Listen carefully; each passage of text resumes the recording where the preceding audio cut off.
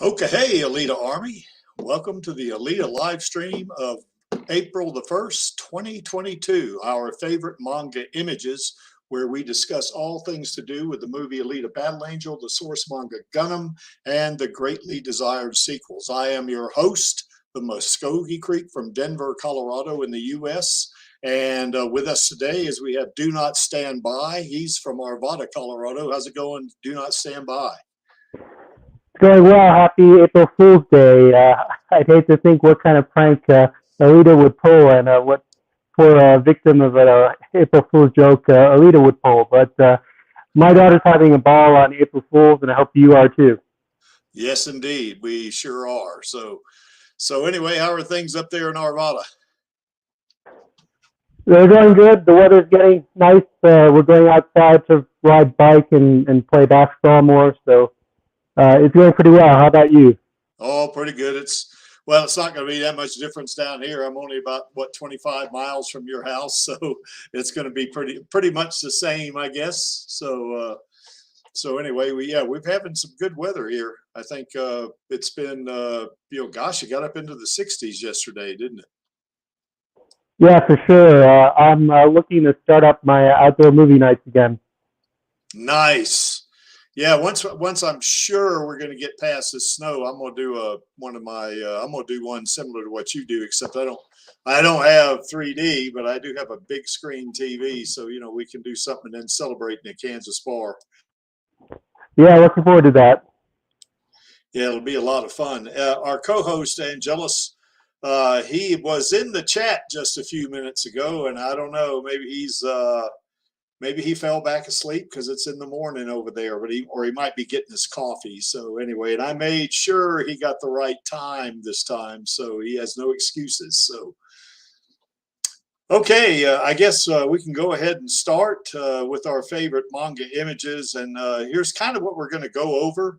We're going to certainly touch on, some of the things that Alita has done, some of the adventures she's gone through, and of course the manga images are going to be part of that, any activities she's done for sure. We're going to talk about the people in her life, and we got several images on that, and the various cyber bodies, that she's also, kind of been installed into, and we got a bunch of images on that. Then of course we're going to kind of go over personality and humanity, and then we get through that. We're going to have Angelus's favorites, because I guess these images that you are going to see here up until we get to that point are going to be the Creek's basically his favorite images from the manga. Now, some of them, of course, are colored in, like that one. So that's not strictly from the manga. The manga's black and white, as we know, but some of these images are just so nice. I couldn't resist putting some colored, images in there, because, our girl deserves it, as they would say. So.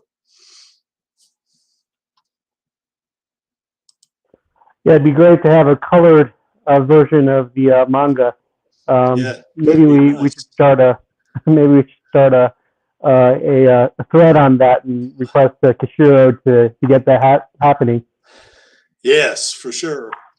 I guess in terms of adventures, now before we get into these images, we just want to kind of recap, some of the things that Alita has been through. Some of her journey.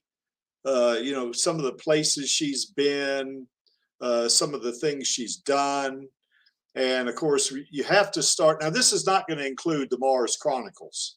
It's just going to include the original manga and the Last Order. The Mars Chronicles would be a subject for another day, as they would say. So anyways, we know Alita started out, well, not started out, but I guess she got her second chance in Iron City when Doc Ito discovered her in the scrapyard, for sure. She just basically had been dumped off Zalem or Jeru, depending on which version of this that you really ascribe to. But anyway, bottom line is she ends up in Iron City, and just to shortly put it, she was a mess. I mean, certainly all that was left of her was her core. And even that, her skin around her skull was, kind of deteriorated a little bit. But that core was intact. As a matter of fact, it was protecting her, as we all know.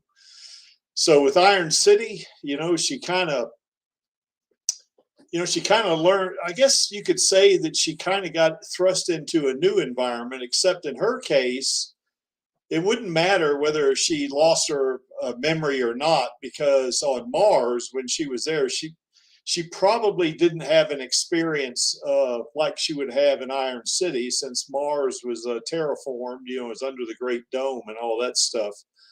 And there was nothing similar to that too much, as far as I could tell, on Mars. Plus, for most of the time on Mars, certainly she was a little girl, so she didn't wouldn't have the same kind of maturity level or the say the the way to perceive or to analyze her perception of things in Iron City as she would not if being a kid, is in other words.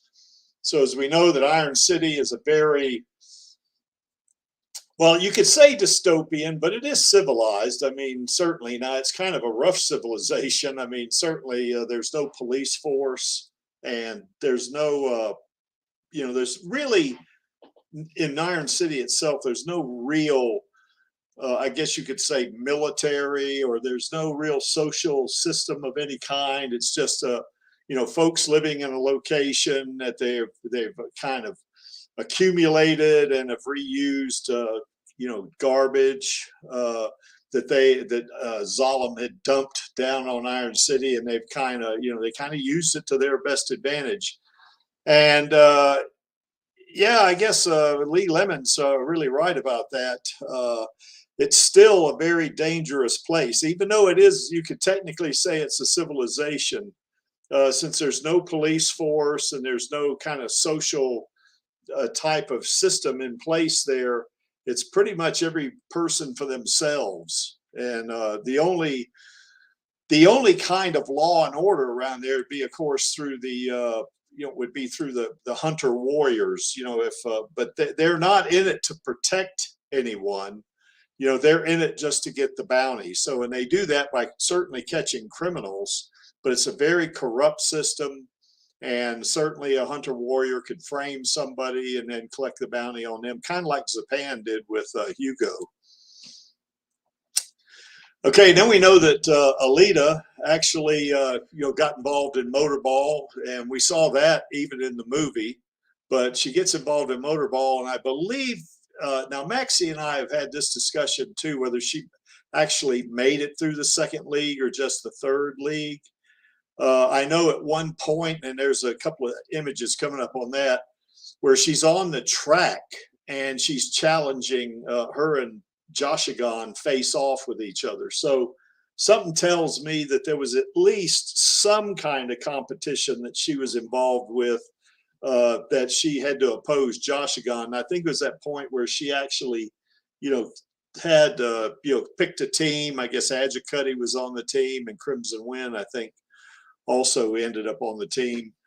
And they challenged Joshigan's team. So anyway, that's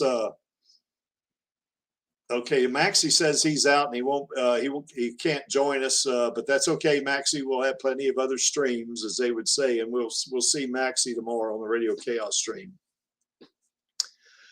And then the Badlands, of course, is where she gets involved with the Barjack and fighting Den and all that, and she's a tuned agent for sure.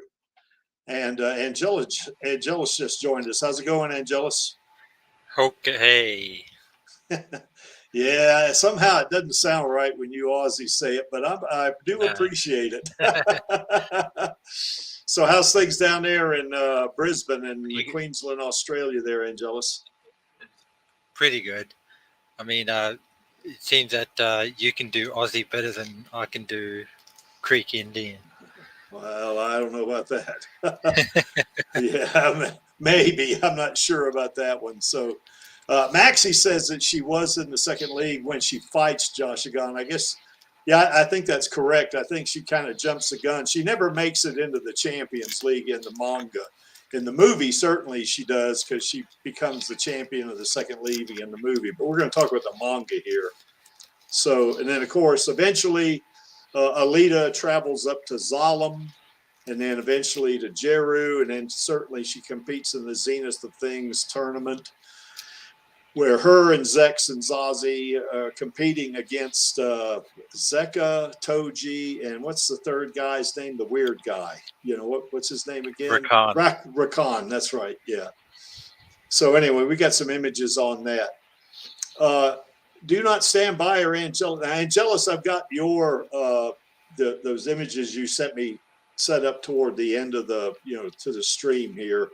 So, but anyway, do not stand by. Is there any images from the manga that you might want to share your screen on and show them to us at this point? No, I don't. But thanks for checking with me. Okay. So there's some of the some of the adventures. Does anyone now, excluding the Mars Chronicles, what other adventures maybe we might want to very briefly discuss here before we get into the images? Any thoughts, Angelus? No, it's just I just love how like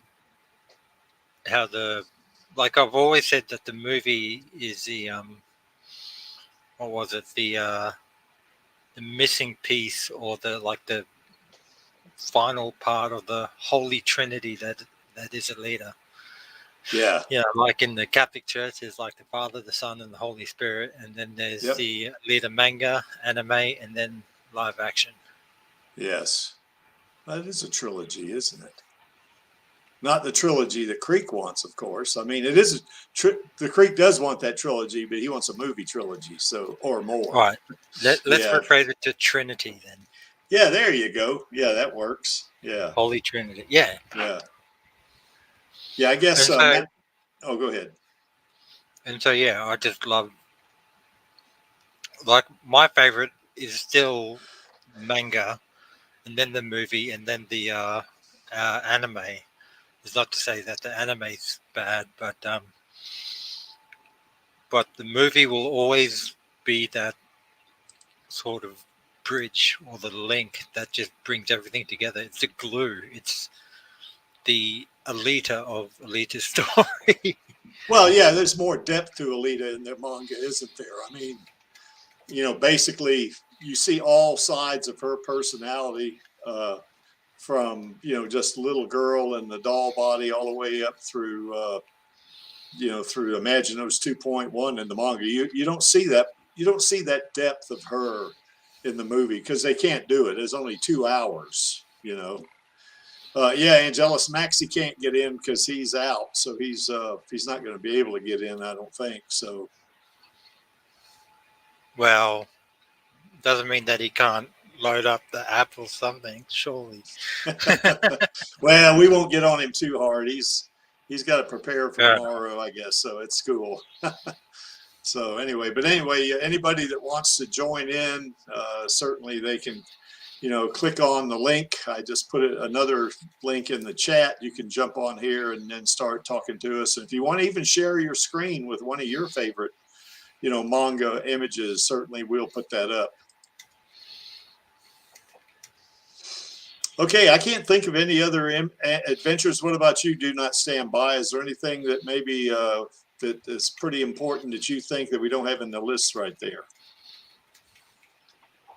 I think this covers it pretty well. I still haven't had a chance to read all the manga for The Last Order, but yeah, these seem like the ones that really stick out to me. Yeah. Yeah, I guess where you would divide these up, I guess, would be The Last Order would start at Zalem, I guess, because she does go up to Zalem eventually. And then, of course, to Jeru ultimately at the very end of it. I don't want to give too much away, so we'll stop at that, you know. And certainly the two best sports that she was in is certainly motorball and the Zot. So that's pretty cool, I think, in the manga, that is. So, yeah, Hybrid, you're right. The Holy Trinity of Gundam. That's going to be Last Order, Mars Chronicle, and the OVA. Absolutely. Well, not the OVA, but the original manga. Yeah, you could throw the anime in there. I've only seen the anime once, but I enjoyed it okay. You know, it's probably third on my list, you know, between the manga, the movie, and the anime, but I still enjoyed it. Okay, now to the images. Here are two of Creek's favorite images right here. I like the one on the left. I mean, you know, she definitely looks like a little girl. She's going to come out there, and what I like about it is that anyone, see, she's heading out onto the track on this one, and any competitor that would see her like this would be very tempted to underestimate her, you know. So, she very much right there is someone that's kind of, you would think of as the underdog if you didn't know what her capabilities were, And the image on the right is, of course, when she's facing off, and Maxie just brought this up. Yeah, Maxie, we do need a new anime, that's for sure. It'd be kind of neat if they made it similar to that anime, I guess, the Railgun, Scientific Railgun, and some of those. It'd be pretty nice if they did it to that quality. But here, she's in the second league here, but she has challenged Joshigan. If you remember at first, when they're out in the market somewhere, I guess they're at a restaurant or something like that, and Joshigan happens in there where she is, and of course they start out with an arm wrestling match, and Joshigan, I guess it comes up basically as a draw, and then Joshigan, kind of as he's walking away, I guess the arm falls off, doesn't it, Angelus, if I'm not sure, but he says, God, she would have badly damaged me if I'd have kept going, with that arm wrestling thing, because she is incredibly strong, As a matter of fact, she's probably stronger than Joshigan, would be my guess. So any thoughts about this one, guys? Yeah, I actually had the second volume with Motorball right in front of me, and I was just flipping through it, and there is a scene that I hadn't remembered, and that was where she's slicing the tear, but it's not a tear; it's just a drop of water off of a pipe. Yes, and it actually plays out much differently in the manga versus in the movie. But this is where the movie got the inspiration for slicing the tear. Yeah, that's right. Well, whether it's a drop of water out of a pipe or it's one of her tears, she's certainly capable, of slicing it in midair, isn't she? I mean, that is really insane kind of accuracy and reaction time, I guess. So, any thoughts, Angelus? I can sort of understand why Maxie likes it. I think Maxie likes all the images in the manga, really, since he's read it about 30 times or whatever it is. 99. No. Yeah, maybe so. Maybe so. Yeah, she never competes in the Champions League in the manga, that's for sure. Okay, I'm not sure, Sandy, what that MAPPA, I guess that's the group that does these animes, I guess. Which anime did they do? I don't remember. Angelus or Do Not Stand By, do you know? No, I don't. If Maxie was on here, he'd know quite a bit about anime. Yes, he would. Yeah, I don't know the history of how they made the original anime, so I'm not familiar with MAPPA. Yeah, Fnordley asks, is Battle Angel Alita left-handed? No, she's ambidextrous. She is equally adept with either hand. Being a cyborg, of course, that would make sense, wouldn't it? So she's technically not left-handed. Now, I think Maxie's brought this up in the past. I think that, one of the things about the way they had done the manga many years ago, where they had kind of flipped the images that made her look like she's left-handed, and the way it is written in the actual manga, it maybe looks like she's right-handed. I don't know, but being a cyborg, she is not left-handed or right-handed. She's ambidextrous. So, and that really adds to her capability. She doesn't favor one side or the other, so there's no weakness for any opponent to take advantage of. Because usually if someone's right-handed and you could do something to get to their left side, maybe you'd have a little bit of an advantage, but not with a cyborg like Alita, because they're equally good with either hand, or either foot for that matter. I mean, she can kick you equally with the left or right, so it doesn't really matter in that regard. So. Yes, Maxie, that's right. Alita is a waifu, and it's not rollerball, of course. We did that one about a month ago, but motorball. She is definitely a waifu, you know. And even her Uncle Creek thinks she's a waifu. So that's the way that goes, I guess. Okay, any more thoughts about this, guys? Yeah, these images they translated really well into the movie. The one on the left was when Alita was going out to the roaring crowd at the end, and the image on the right is when she's surrounded by opponents and she's about to decide to get out of the stadium in order to chase after Hugo. Yeah. So my guess is that these two images were chosen by Robert Rodriguez to say these have to be in the movie. Mm-hmm. Yeah, that's right. Because you know, the way they did the movie, they kind of bring the motorball in a little bit early, don't they? If you look at it from the standpoint of the arcs and the manga, but that's okay. I'm happy. I'm okay with that. So, yeah, if Nordley says that galley in Old English means terrible.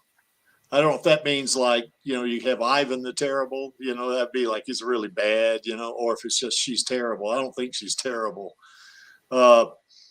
Actually, I guess the first name she was associated with was a name I like, Gary. So she, you know, she had that name first, but I guess the galley came out because I guess Japanese they do not pronounce R's R's like we do. So it became galley, I guess. I guess that's right. I'm not sure. But then later became Alita for Western audiences. And then, you know, in either Spanish or German, I think it means noble or one who is noble. So she goes from being like Galley the Terrible, if you want to think of it, to Alita the Noble. So yeah, pretty cool. Yeah, terrible as terror. Yeah, that's right. There's always some language where her name doesn't translate too well, like Alita being chicken wings. Is it for Spanish? Yeah, I don't know about that one. Yeah, I don't really know about that one. Do not stand by. I know she's referred to as octopus lips sometimes. I think Figure 4 called her that at one point. So, because the way her mouth forms, you know. Okay, well, anyway, that's our girl right there playing motorball in the manga. And then here she is again in another sporting event, the Zot. Now, this takes place at the end of the last order. And it takes up a lot of the last, I guess, couple of volumes of it because there's, you know, Alita is off doing some other things while Elf and Swerve are kind of substituting for her, I guess. But there's the Space Angels on the left. And on the right, you see both teams. And what's interesting about that, what I really like about that picture, of course, I like any picture with Alita in it, and I really like the one on the left because, you know, it kind of shows the three of them on the team, you know. But on the right, what's neat about it is it kind of gives you, you know, a perspective of how, you know, big each of the players are. You can see Alita there. She's 4'11", which is about 150 centimeters. I guess that is. Is that right? Angelus, I think that's about right. Well, that's certainly taller than Cran Jam. Yeah, I don't know. I think Cran Jam's, I don't know how tall Cran Jam is. Cran Jam is actually petite, but I don't know if she's 4'11". She might be like 5 foot even. I'm not sure about that, but you can see Zex and Zazie, and of course, you know, behind them and Zeka is Nova. And then Zeka, you see, he looks like he's about 6 feet tall to me. I could be wrong about that. And then Body, he looks like he's about 7 feet tall, perhaps, you know. And then on the far right there, the huge one, that's Alita's opponent in the Zot, is Toji. And I am not sure how big that is. 350 is that centimeters, so that's what that's 35, I guess, meters. Is that right, Angelus? I'm just looking at it now. That like 185 is 6 foot. So I'd say like, oh, so hang on, 30 centimeters is 1 foot. Yeah, I was just saying, I guess 350 centimeters is 35 meters. Is that right? That's a factor of 10, right? 200 centimeters or 2 meters. That's probably 6'5", maybe Okay. 6'6". So he's close to 11 feet tall, probably. Cran Jam says, what the fuck is this what I walked into? Cran, we love you. We know you're not, we know you're not, we don't want, I'm not going to make any small jokes about you. I'll leave that up to Angelus. So. Well, it isn't an FU, but a WTF is close enough. Yeah, that's right. That's exactly right. And Cran, if you want to join, or anybody out there wants to join, I just put that in the chat. So hop on. Of course, if I know Cran, she's probably, playing a game or something like that. So is probably not able to do it, but she's welcome to. Although I'd love for Cran to stick around because some of the favorite images of mine, one of was based on the commission piece she did. Yes. Yeah, I love both of those commissions she did for me. Boy, they're great. I got them both hanging up in my gym right now. So, and they're both framed too. So it's pretty cool, Okay, Hybrid says that Alita is the combination of noble and small winged one. Well, she definitely becomes winged, doesn't she, when she gets Definitely that? small. Yeah, that's for sure. But you know what they say, man? Small Good things, big. Yeah, good things come in small packages. And I'll paraphrase that as that badass things come in small packages too, because she is definitely badass. There's no doubt about it. So it's Cran Jam's artwork. yes. There you go, Cran Jam. Anyway, I reckon it's always cool seeing the whole height difference. There was a Russian film in 1924 called Alita. I didn't know that. I got to look that up. I wonder if that thing's on YouTube. Maybe. Yeah. Every time I try to Google it, it like comes up with the one and only. Well, of course, because our girl is the most important. So that's the way that one works. So Yep. yeah, that's right.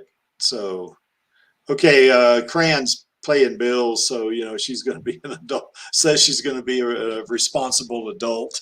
Why would you want to do that, Cran? So anyway, okay. Well, anyway, that's Alita in the Zot. As we know about the Zot, she ends up the Space Angels. Of course, that's on the right. That right-hand picture. Those figures on the left, they're not counting that Deckman, but the figures on the left, that's the Space Angels, and then the figures on the right, excluding Nova, that is the Space Karate Team. So, in which Toji is kind of the leader of it. Well, I guess Embody is not. He's not on the Space Karate Team, or Kan is, and he's not in the picture. But Zeka certainly and Toji are on the Space Karate Team, and I guess Zeka is probably the number 2 person on the team. And it'd been kind of neat if we'd have saw Alita fight Zeka in the manga, because I think she'd destroy him. That's what I think. That would be over, pretty quick. Particularly in that Imaginos 2.1 body, Zeka wouldn't have a chance. I mean, she would obliterate him before he could move hardly. So, whereas Toji, even though Toji ultimately lost to Alita in that when she got that 2.1 body, he's pretty tough. Just his sheer size made him a challenge too.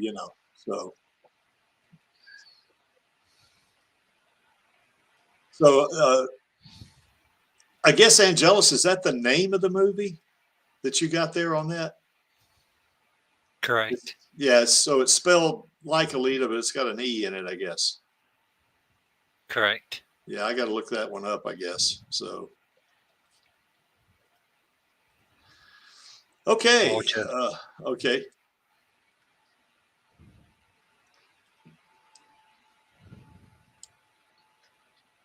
the Queen of Mars. Well, I'll be damned. Interesting. So these images on the left there, that's part of the movie, I guess, huh? Yeah. Now, mind you, this is 1924 Yeah. and in Russia. Yeah. So, you know, they far less influenced by Hollywood than what the rest of the movie making world is now. Yeah, I got to check it out. She's not a cyborg in this movie. She's a human being, isn't she, in that movie? I have no idea, actually. Oh, okay. Okay. The link that I wonder if it'll let me. There we go. Is a 1924 Soviet silent science fiction film directed by that guy and produced at that studio. I'm not going to even try to pronounce that. Yeah. Based on a novel. In this case, Alita is based on a manga. Yeah. Main focus of daily lives of a small group of people during the post-war. Huh. But yeah, so like, yeah, that movie actually exists. And ironically Cool. enough, is the Queen of Mars. So, So you know, she's on, yeah, she's on another planet. So, and of course, Alita came from Mars. So, yeah, I wonder if Kashiro knew anything about that. Who knows? I wouldn't be surprised if, like, even just partial, like, linking of it is just the way it was. Like, even like as a subtle influence that, oh yeah, I'll just name her Alita and I'll just have her come from Mars. And just like the movie, like the actually nearly 100 years ago now. Wow. Mm-hmm. Yeah, hybrid. Oh, go ahead. 98 years ago. Yeah, I mean, hybrid brings up. Oh, go ahead, Angelus. I didn't mean to interrupt you again. I was just going to say it. That's, you know, starting to get up to Creaky's age. Yeah, not quite. So anyway, yeah, hybrid's got a good point here. Is that in German, Sechs means six. And if you can look on the picture on the left, you see the two critters back there, or critter. That's Southern American English for creature. But if you see these two images there in the background, they look like you got bunny ears on them. That is Elf and Swerf, and what that is 11 and 12 is what that means. And in a very real way, Alita, who is AR1, you could call her Eins, because that's one in German. So, and there are 12, including her, there are 12 versions of Alita. Now, I think Elf and Swerf are in the Berserker. I think they're in Berserker bodies, I think. Whereas Alita, as you can see there, she's in that particular picture she's in there. I think she is in the Imaginos 2.0 body, I think, although because I don't see a tail. You know, oh yeah, there is a tail too. There it is. Yeah. So yeah, that's her Imaginos 2.1 body. So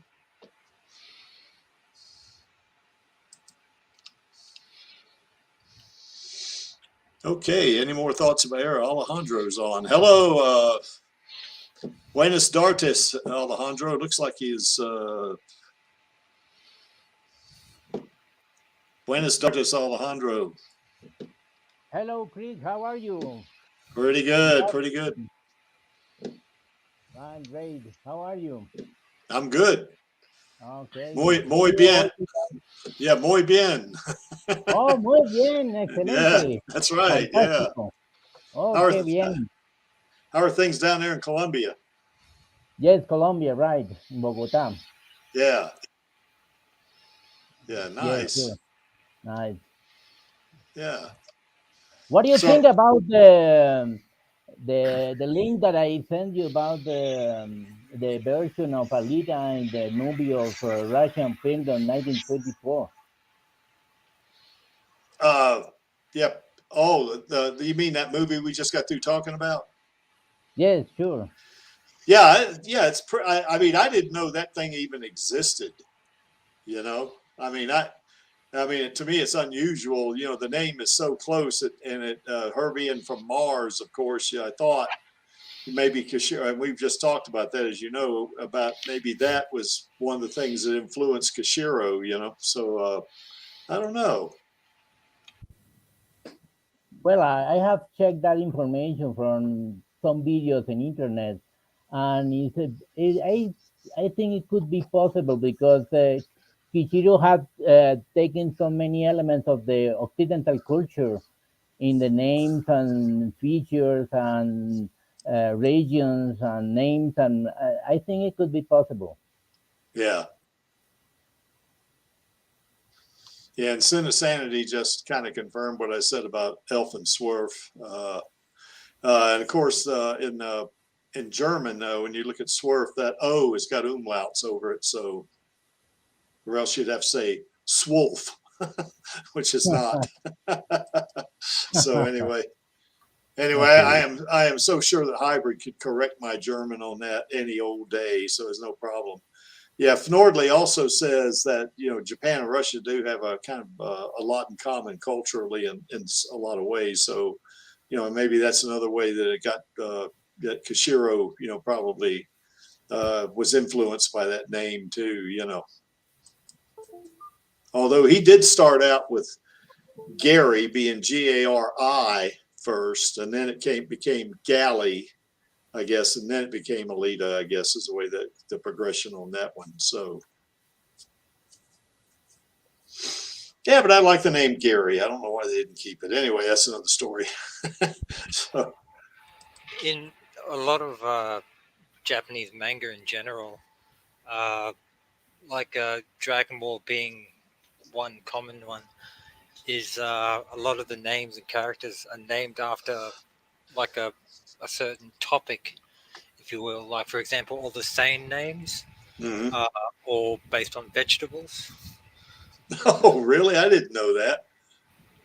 Kakarot, Oh, or yeah, I carrot. guess carrot. Yeah, There's broly, or broccoli. yeah. Vegeta is the first six letters of vegetable.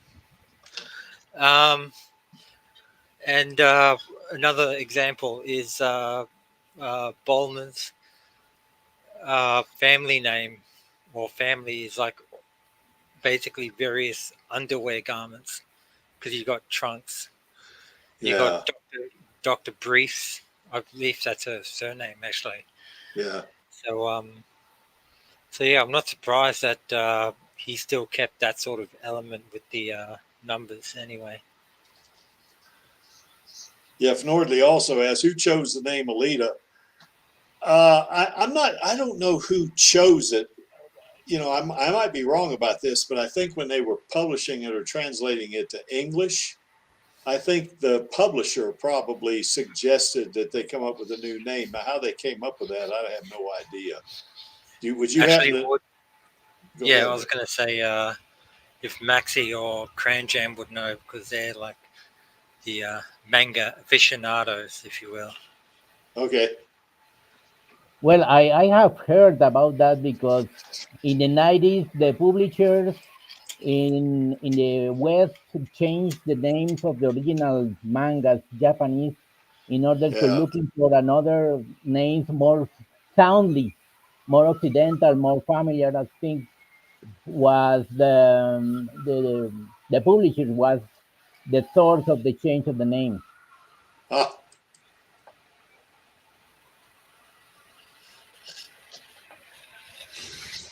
okay. So anyway, here's some of the people in Alita's life, and in my mind, certainly the picture in the center is everyone that's in the manga, both in the last order and in the original manga. And I am not sure if that's also includes the Mars Chronicles or not. It does. I don't see Erica in there. Or if she might be in there. I'm not sure. But anyway, at the very least, that's all the people in her life, or that were in her life at one point or another in the original manga and in the Last Order. Now, this is the Creek's opinion.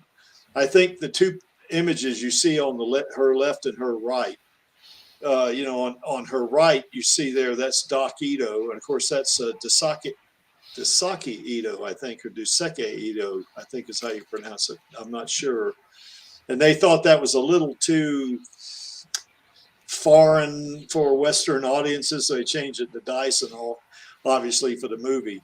But I think he's probably pretty close to just as important as Nova is on her left, because certainly he discovers her in the scrapyard. If he had not discovered her in the scrapyard, one of two things would have happened. She would have either decayed, and not, we would have never heard from her again. Of course, now granted, this is once again fiction. So, or if Nova had discovered her in the scrapyard, which I don't think that's possible, because I think he was instrumental in getting her thrown off of Zalem or Jeru. I think that, anyway, I could be wrong about that. So I think he probably originally wanted her dead, or among one of the people that wanted her dead, because, she was in that, she kind of was the lead on the Operation Malwarf that killed, how many people was it, Angelus? I can't remember. It was like 150,000 or something like that. Cran Jam says to check out her Twitter. Okay, we can do that. So it's not in the DMs.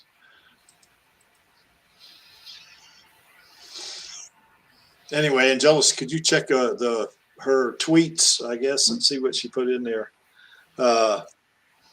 But anyway, in my mind, Doc Ito is the most important person in her life, because he restored her. And here we go.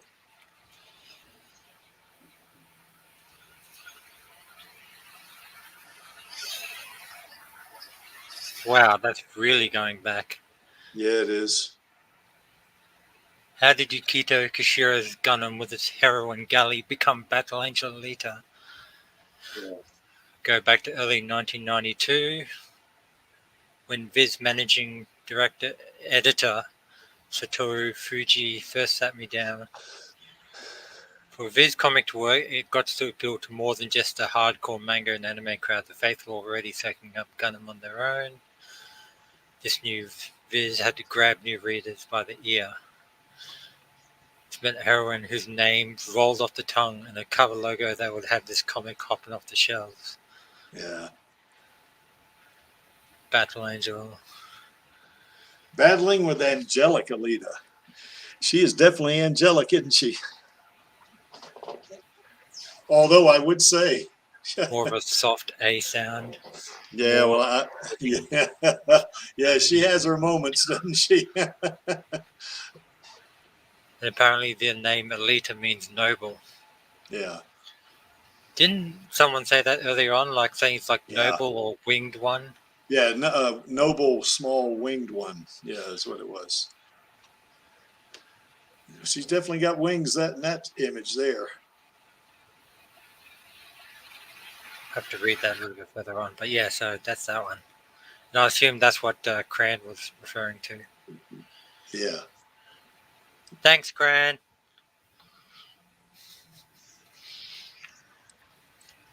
So anyway, yeah, no problem. So yeah, the character on the left is, I think, what Creek thinks is the most important one to Alita. And the image on the right, of course, as we know, is Desti Nova. And there's several versions of him. There's just Nova, I guess. There's Desti Nova. There's Supernova. There's even an old Nova at the end of the Last Order. He's decrepit and kind of falling apart. But anyway, there he is,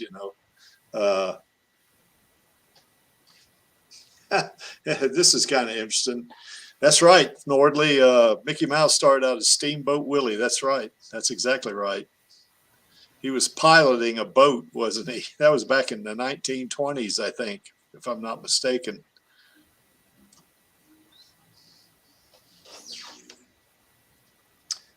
Okay. And then here's some other people I think that were pretty important or characters that were pretty important in Alita's life too. And of course, certainly we all recognize Hugo there. I mean, that's not movie Hugo. You know, there's a big difference between manga Hugo and movie Hugo. You know, movie Hugo is kind of more of a, he's almost like a prep boy, isn't he? Like a frat boy almost. You could think of him as that. You know, or what they used to call in the 80s a yuppie. You know, that's kind of what he strikes me as in the movie. Where in the manga, and you see in the picture, you know, there where Alita is putting a big old kiss on him, he's more of just like, in my opinion, this is just Creek's opinion, he's a little shit in the manga, I think, you know, because I think he's ripping out spines and stuff like that, you know, and he really doesn't care about Alita too much until the end, you know, and that's kind of similar. It's sort of similar to the movie, although I think Hugo cares about Alita early on in the movie. So, you know, so there's a little bit of a difference there. But actually, I guess in both cases, Hugo is Alita's, you know, first love after she's been woken up by, or, you know, re-embodied by Ito. So, you know, that is going to be a pretty powerful driving force for her. Now, you see the images in the middle. That's figure 4, and that's the Creek's favorite person in Alita's life for me because, you know, he's kind of, well, just to be blunt about it, he's kind of a big, strong guy, you know, and of course the Creek's going to like that, and you know, he and Alita, I guess, lived together for a while in Alhambra. You know, when he rescues her, carries her across the desert and that kind of stuff. And you can see there, he says that he'll be there waiting for her when she gets through doing what she's got to do. And he says, that's a promise. And she says, okay, don't cheat on me. You know, and if, you know, I would say that if Alita was my girlfriend, I would not be even tempted to cheat on her because that would be dangerous to your health. So anyway, but then she finally tells him, you know, don't worry about me, you know, I'll be back, you know, that kind of thing. So, and then the image on the right that you see over, that's Chaos. And he's a pretty cool guy. And, you know, some people, you know, some people underestimate him to a degree, but he's one of these guys that when he touches an object, he kind of, you know, gleans all the knowledge that is behind that object and all the other people that have touched it. And he instantly has their abilities or something like this. Like, for instance, when he touched the Damascus blade, he knew instantly how to use it, you know, proficiently too, not just how to swing it, you know, how to actually fight with it in a very efficient manner, you know, and that's because he has that psychometry going. And when he touches something, there's a transfer of knowledge. And I don't know, Do Not Stand By, Angelus, or Alejandro, do any of you know any more about Chaos? Because I don't remember a lot more about him. I know he has a radio station that's in a van that he operates for a while, you know, out in the Badlands. So, No, not much. Angelus, anything you want to contribute on any one of these three characters, really, whether it's Hugo, Figure 4, or Chaos? Just that Hugo just seems to be the guy that got the short end of the riding stick because everyone seems to love to hate him. Yeah. Good reason, but still. Yeah, I guess Leda Calogridis said that they wanted him in the movie, in the actual movie, you know, when she was going to go out, when all those kids go out to the ship, you know, they were going to come back with him, you know. But I guess that got written out of the script, or not written out, but not included, or something like that. So, yeah, do not stand. Oh, go ahead, Alejandro. Yes, sorry. But I like very much the development of the character of Hugo and the film. It's more deep, more close to Alita because he chose the world, she chose her, the Iron City, the group of his fellows. He chose the scrimmage. He chose her the motorball. he introduces to the Badlands in order to get a close to the chiefs of the armed technarchy, and I think it's a very much close relationship, and I like it very much in the film that in the manga. Even in the end of the film, if you see the book number 3, Mhm. Hugo only says before die that it was nice to talk to her, but Yeah, in the film you can check that he thanks to Alita because she's saving me, as she said. So I think it's yeah, a big change in the heart of Hugo. So I think this development of this relation is very nice in the film. I yeah. think. I think so too. I think it's a lot deeper than it is in the manga for sure. Hello, Chaos Nova. How are things in Mentor, Ohio?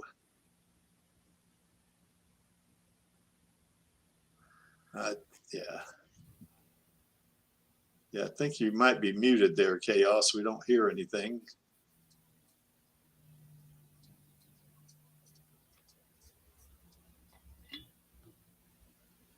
Yeah, we still don't hear anything, Chaos. So, Yeah, while we're waiting on Chaos to get on, I just want to expand on Alejandro's point. I agree as well. I see a lot of people dumping on Hugo, especially in the movie, and I really don't think he was that bad. I think it's just that Alita is so great that you get the feeling like nobody is deserving of Alita, at least yeah, anybody that you meet in the movie. But yeah, I thought Hugo treated Alita pretty decently when she was yes, getting her bearings, and yeah, I could see why she would fall for him, at least in a puppy love sort of way. While yeah, in the manga and in the anime, Hugo was more like it almost seemed like Alita was falling in love with him in spite of how badly he was treating her. yeah. I think so. Yeah. My feelings about movie Hugo have evolved. I think. I mean, when I first saw the film, and for a while there, I didn't like him. Kind of, because he, got those grind cutters to Grishka and still tried to, cut a deal with Vector and stuff like that. And I just thought it was real low class and that kind of thing. Oh, there's Chaos Nova again. All But I right. think, Do you hear me now? yeah, we can hear you real good, Chaos. So, but Must be my computer sucks. maybe, hopefully not. But anyway, I've my feelings about movie Hugo have evolved quite a bit because when I'm doing these videos that I do, and I even watched the movie for the 50th time, whenever that was, because I haven't been counting. Once I got past 20, I quit counting. But how good he was to her. I thought, well, maybe he's okay. He's got his faults, but he's not so bad. That's kind of how it evolved on him. So how's it going there in Ohio there, Chaos Nova? Excellent. Nice. Any thought on any of these 3 characters, Hugo, Figure 4, or Chaos, your namesake? Hugo in the movie, he was being manipulative. That's just how he was most of it. And he's like, I'm not so sure. He got doubtful eventually. Yeah. After she got ripped up. Yep. If you watch the bar scene, he saw Grishka's hand and he's like, oh, I got those things. Yeah, I think he realized at that point he had screwed up. I think, that's my thoughts. Anyway, yeah. Safani Sung says that Alita is his girlfriend. Well, I tell you what, Safani Sung, I think all of us in the Alita Army kind of identify with her like that. I guess, except for the Creek, she's my niece. So not so much that for me, but Yeah, if Nordley says movie Hugo was too nice, particularly when you compare him to the manga version. He's way too nice. And you know what? I know we're going to just talk about the manga here, but I kind of think that was a really good change they made, making Hugo in the movie more affable, particularly toward Alita. I think that was much better than the Hugo in the manga. Because we wouldn't have had much of a individual to identify with if they had done movie Hugo like that. So anyway, my opinion though. Not just Cool. Hugo, but Ito as well. Ego was a little bit creepy with how he was with Alita. Less, I mean, it still is somewhat that way because he doesn't accept that she's not his kid. But yeah, he was a little creepy in the manga, wasn't he, with her? That's for sure. So, I guess when Creek talked to him, it kind of snapped him out of it. I'm just kidding. So anyway, but you're right. It was a little creepy there. But certainly, once again, the Creek's favorite character for Alita in terms of being a partner, or lover or whatever, companion, whatever. I think I like Figure 4. And one of my favorite panels or images is coming up on that too. It's one of my favorite of all time. So, okay. Any more thoughts on any of these three? I only would add that the change of the source of the doll body of Alita in the film is much more tender, much more family sense than the some creepy Frankenstein female character is the manga that is could be so weird, I think, for the history. Yes. Yep, agreed.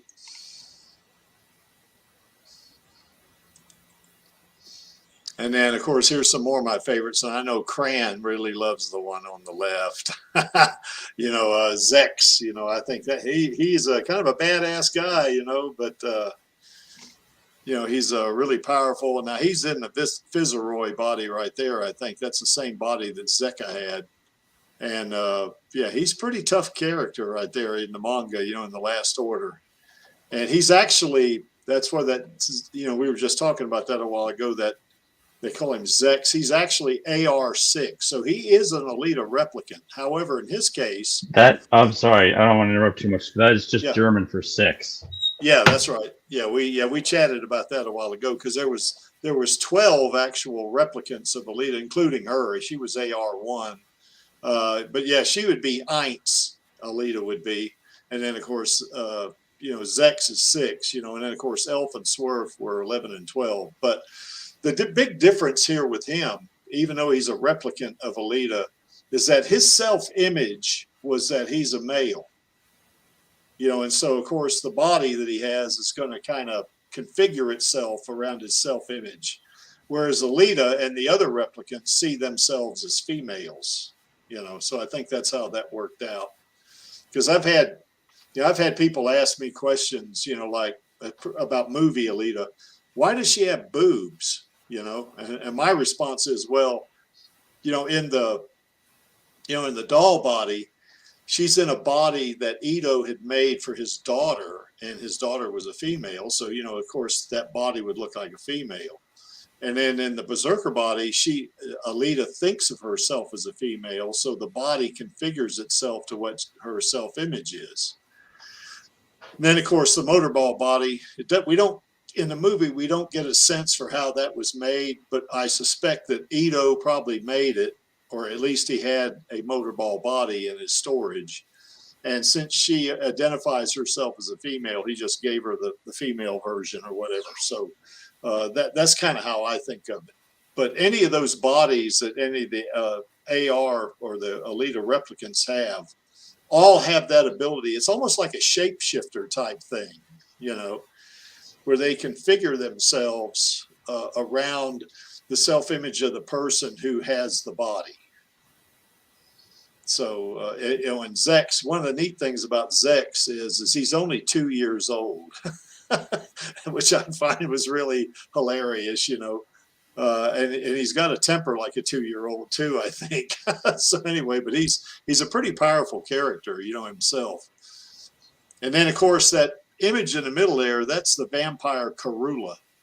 And she's another one of my favorite characters in there because for one thing, the Creek likes vampires, and I like vampire movies and stuff like that. Now I never got into the Twilight series that much. I mean, maybe I should watch it, but I did see a little bit of some of them. It just didn't really do much for me. But Karula is more. She's a very old person. I think she's on the order of 400 years old, I think. In the 750. Thanks, Chaos. I appreciate that. Yeah, she's 7, so she's older than the Creek, actually. So, so yeah, she's but as you can see, her appearance is one of kind of a, I wouldn't. Middle-aged. Yeah, although middle-aged, I would say. Well, I wouldn't say middle-aged. I would say probably. What, like 30 to 40, maybe? Yeah, that's right. Maybe 40. Yeah, there's Cran. Yeah, cosplaying as Karula. That's pretty cool.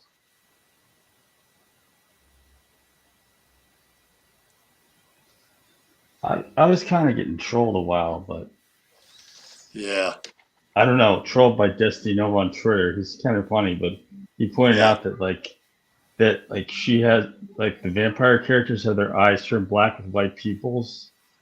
They also have thermal vision and psychometry, and Chaos does too. So I don't know. Yeah, Chaos is a pretty powerful character himself. I'm just saying, what if Chaos is like Blade, where he's like half vampire, half human? I guess Zalmet aren't human, but you know what I mean. Yeah.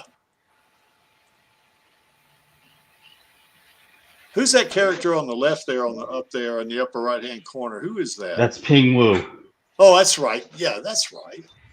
Goodbye, Ping. He's the hacker that helped Alita. Was. Yeah, that's right. But yeah, like some of the that was like earlier on. Like earlier in K. Rool is like what, several hundred year history where she was still being dingo. Yeah, Karula actually hung out with another vampire for many years called Victor, not to be confused with Vector, but Victor, right? He wasn't as Byron, old as she was. Yeah, she was. He was older. Oh, was he older? He didn't know what he was. He found out about himself being some kind of mutant when he tried to hang himself during the Crusades. Yeah. Well, if he was alive during the Crusades, holy crap. I mean, more than 1,000 years old. Yeah, that's right. So, yeah, he's definitely older than the Creek. So, well, he was older. Yeah, that's right. Yep. Yeah, you're right, Angelus. Cran is actually the best Karula cosplayer ever, I think. Yeah, she's pretty good at that. Okay, I guess Sandy, he really likes Karula. I think more than Alita. So, okay, it's okay, Sanity, as long as you still love Alita some. We're good. Yeah. Yeah, I guess I was around the Leper King, King Edward, when he headed up the Crusades. That's what Dizzy's saying right there. So I guess, I guess that would make me over 1,000 years old, Diz. So anyway, I guess that's the way things go, So, Dizzy. Anyway, putting another link in the chat there if anybody wants to jump on. And on the right, we see Alita there. She's, has a little fight going on there with Erica. Now, Erica is kind of like her adopted sister, I guess you could say. I mean, they're not really kin, but they both took up with this guy, and I can't remember his name. He drove that van around Mars in Mars Chronicles when they were little kids, And he oh, by the way, and that individual introduced them, Angelus, to B-Mite too. So, they got a little Aussie in them too, I guess. So, yeah.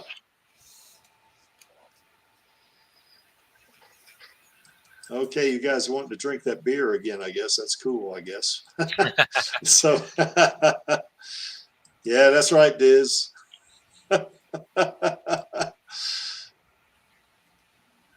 Okay, any thoughts about any of these three because it's been so long since I've read the manga, and Angelus and I keep threatening to start picking it up again, so maybe we got to do it, Angelus. You know, we just got to. But any thoughts about these three that maybe I didn't, I brushed too wide, put too wide a brush on them? No, it's pretty good. Oh, I I would like to add that the change of the drawings of Nikito Kishiro between the first books and the last order books, Yeah, because the style of the face and the eyes on air of Alita is more delicate, more detailed, and more sophisticated too. hmm, And I think the face of the Alita in the last order drawing is are more close to the face of the Rosa that in the first books in the first series. Do you think? yeah, I think so.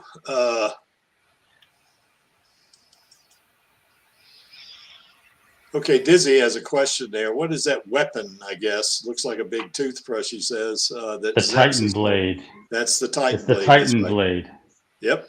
An extra large version of the Damascus. Damascus blade. Yeah, that's right. It's about 4 times the length.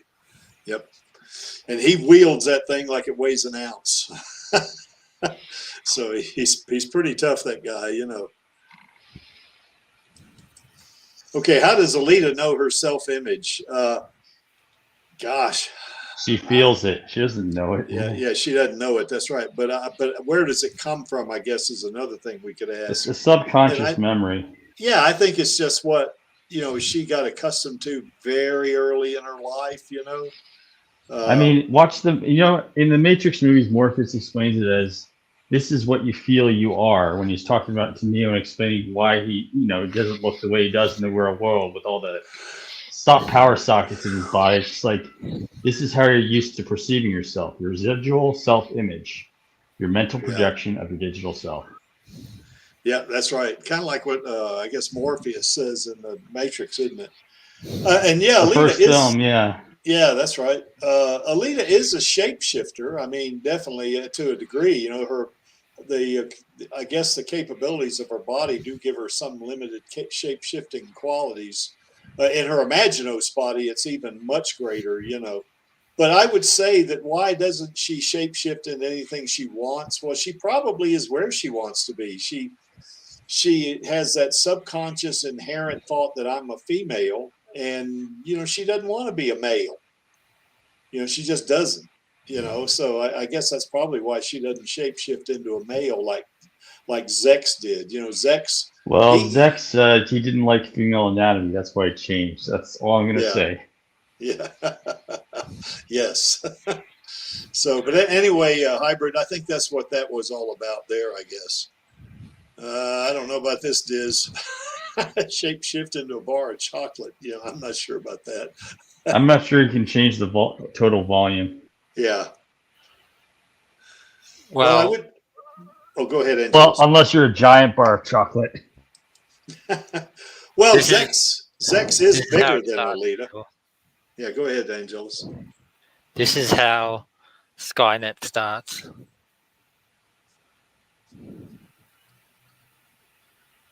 Someone actually built The incubator is how Skynet starts. Yeah. The early version of Terminators based off of Alita. Well, Skynet was AI, wasn't it? It was more complicated than that. It's a network of computers networked together. Yeah, and it's got a lot of code behind it. So I guess it's kind of a network of a supercomputer. Well, networked computers can do better, can do a more powerful job than a single computer. Powerful computer can. Yeah, that's right. So yeah, I think a single android or a cyborg couldn't do what Skynet does unless they were hooked into the network. You know, It's so, like Alita. Melchizedek is Skynet. oh yeah, that's a good point. Yeah, he just got renamed. Although I don't think Skynet was a quantum computer. Well, you see, the processors in with Melchizedek that increase its power are people's brains that they collected from Zalem. All those brains networks together. Plus, I guess, Each brain processes data. yeah, well, it could be too that Skynet evolved into Melchizedek too, you know, through upgrades and stuff like that, you know. Because you know the way I saw it is that, you know, if the people in the various colonies went to war at each other, logic would dictate that to protect people from repeating this dangerous interplanetary war, you would take control of people and force them not to go to war. Yeah. Because we never know how Melchizedek took power, but it was obviously Yeah. by deception, because it doesn't want people to know. Yeah. Okay, well, anyway, anything about these three characters, I guess, that maybe I just kind of didn't give it enough justice. Well, besides being trolled on who my mama is, yeah, but I guess you know what? I think that's about it. Yeah, she's trolled me too. Yep. Okay. Now, in terms of Alita's cyber bodies, and I got some more slides coming up after this, but this is one of my favorite images here because one of the things it does do, it doesn't have all her bodies here, but it does kind of depict how Alita evolves from, you know, one body to the next. So, you know, she's basically in that first body there. I guess that's the berserker body, and then the second one is the motorball body, and then the third one is the civilian body, and the last one is the tuned body, I guess.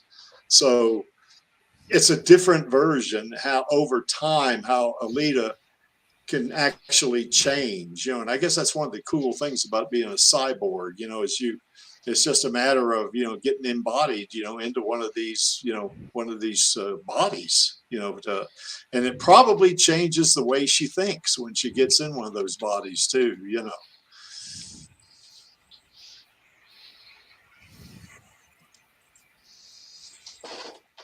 Now here are two of Creek's favorites. I guess that body on the left, once again, I think that's the tuned body, if I'm not mistaken, or is that the berserker body? I'm not sure.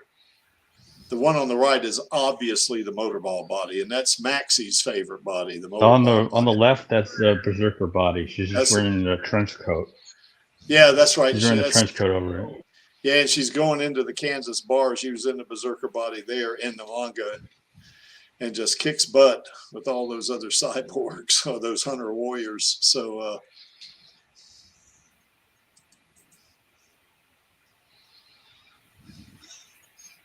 Yeah, particularly certainly the berserker body does that hybrid, but the Imaginos body certainly does.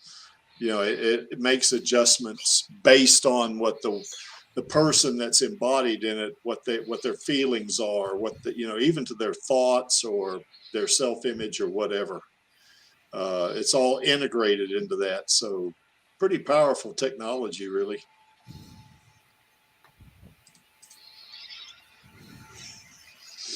Any thoughts about any of these bodies, guys? Woo-woo. Yeah, it's definitely got some woo-woo going there, that's for sure. I would say that the change of the body depends on the situations. Maybe some advantage for some actions like motorball, or to performance some special missions. But I think that in the manga there's special reflections about Alita when she sees herself in the mirror and she asks herself what kind of human being is her, because it's not a definitive body, it's changing for different circumstances. So it's a special space of reflection of what really she is. I think it's interesting, this aspect in the manga. Yeah, that body certainly picks up the most minute details or signals or whatever from her core, doesn't it, to make that happen?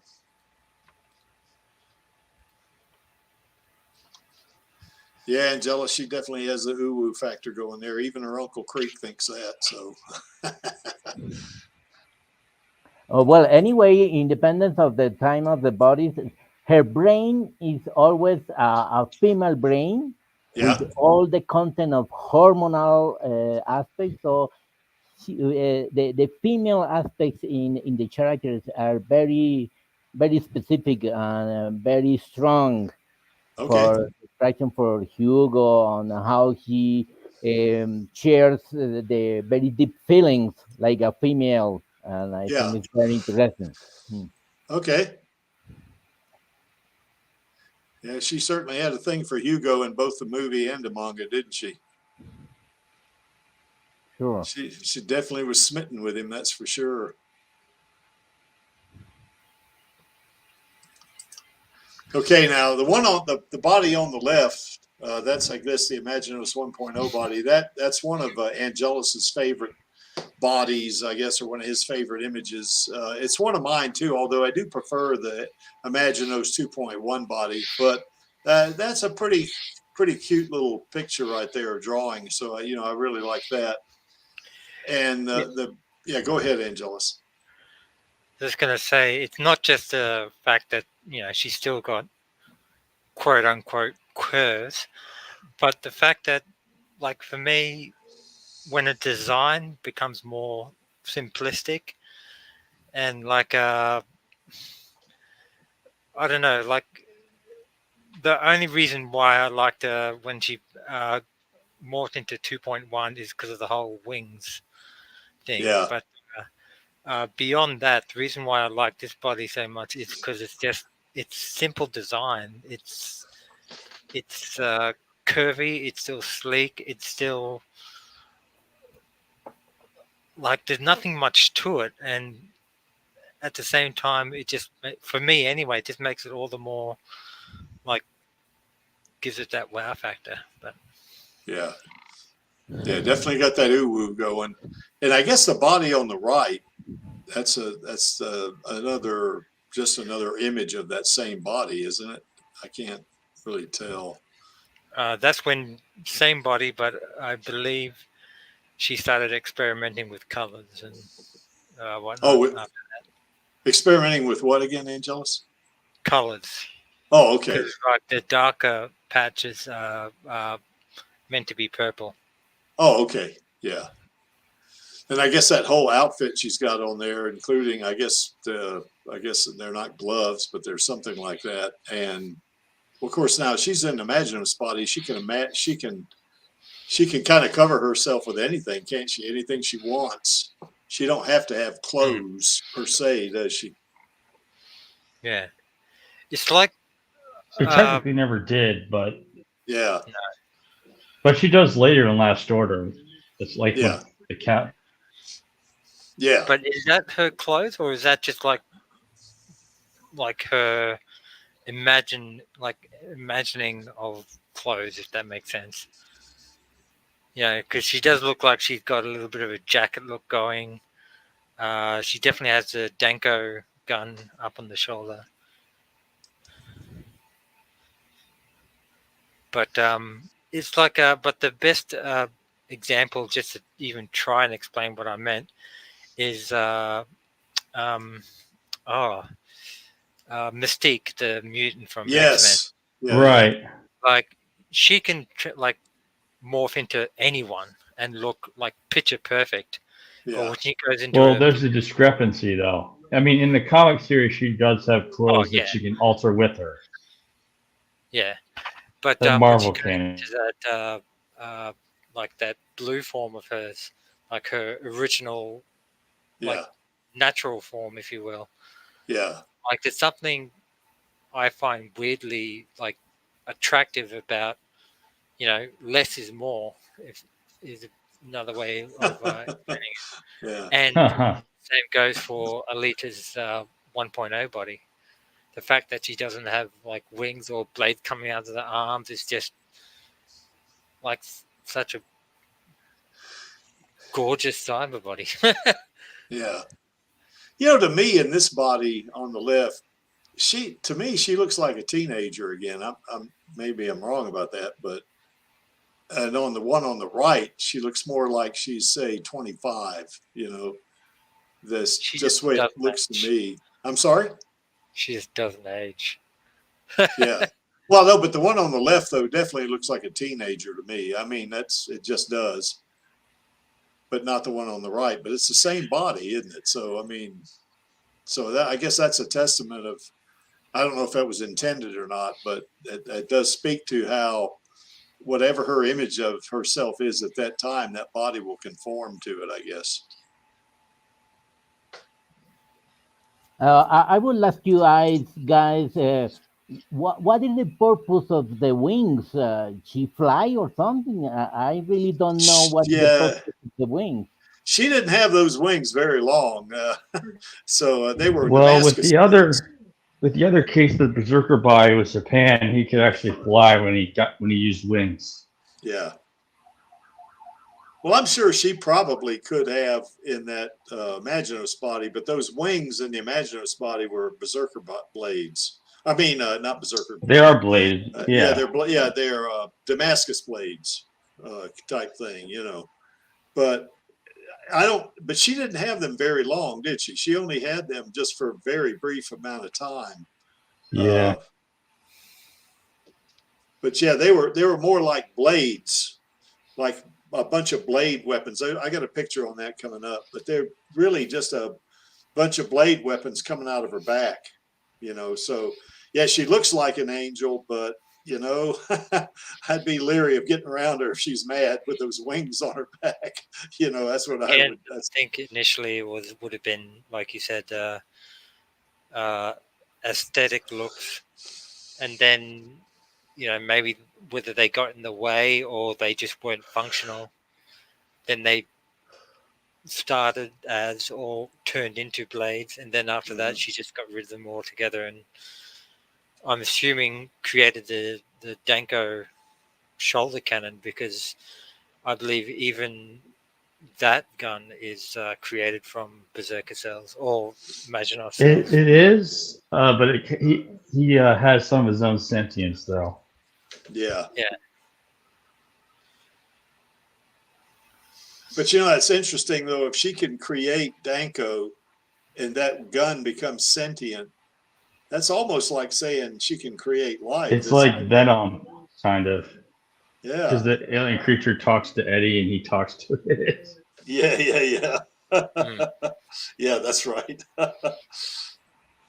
Although they were two separate entities to begin with. Venom they were. In this case, Alita kind of forms Danko, doesn't she? And kind of. Well, he's connected pretty well. Like you see all the little wrap thing around her arm, but yeah, I don't know. But he's sentient though, isn't he? So I mean, I think he talks to her and sometimes he like freezes up and won't shoot because he's scared. So yeah, he has a mind of his own. Yeah, that to me says almost like Alita can create life. It's almost like that. Because I mean, he was nothing, and then she kind of forms him, and now he can talk to her. So that to me is kind of wild. Do you think before we move on to the next slide or whatever, maybe that's her way of creating life as a human woman would when she gives birth? I don't know. That's not the only one of its kind, though. Or at least it's a metaphor for it, anyway. Yeah, possibly. I would say that it could be possible because in another history like Blade Runner, the last film of Blade Runner 2046, I think. Yes. It was a possibility that the cyborg could have a baby. Maybe it's some kind of miracle, like the people said in the film. And remember that in the first scene of the film, Dr. Ito said that she is in fact a miracle because he conserved the brain for 300 years. So I think it could be possible. Another thought, I don't want to get lewd or anything, but I'm wondering, especially in the Imaginos body, if Alita can have sex with a human. I'm not sure about this, I don't want to get too far into this to get kind of creepy. Well, okay, I'm just gonna say briefly in like the other cyberpunk, then yeah, they can. Ghost in the Shell, Motoko could, but yeah, that's right. I'll leave that.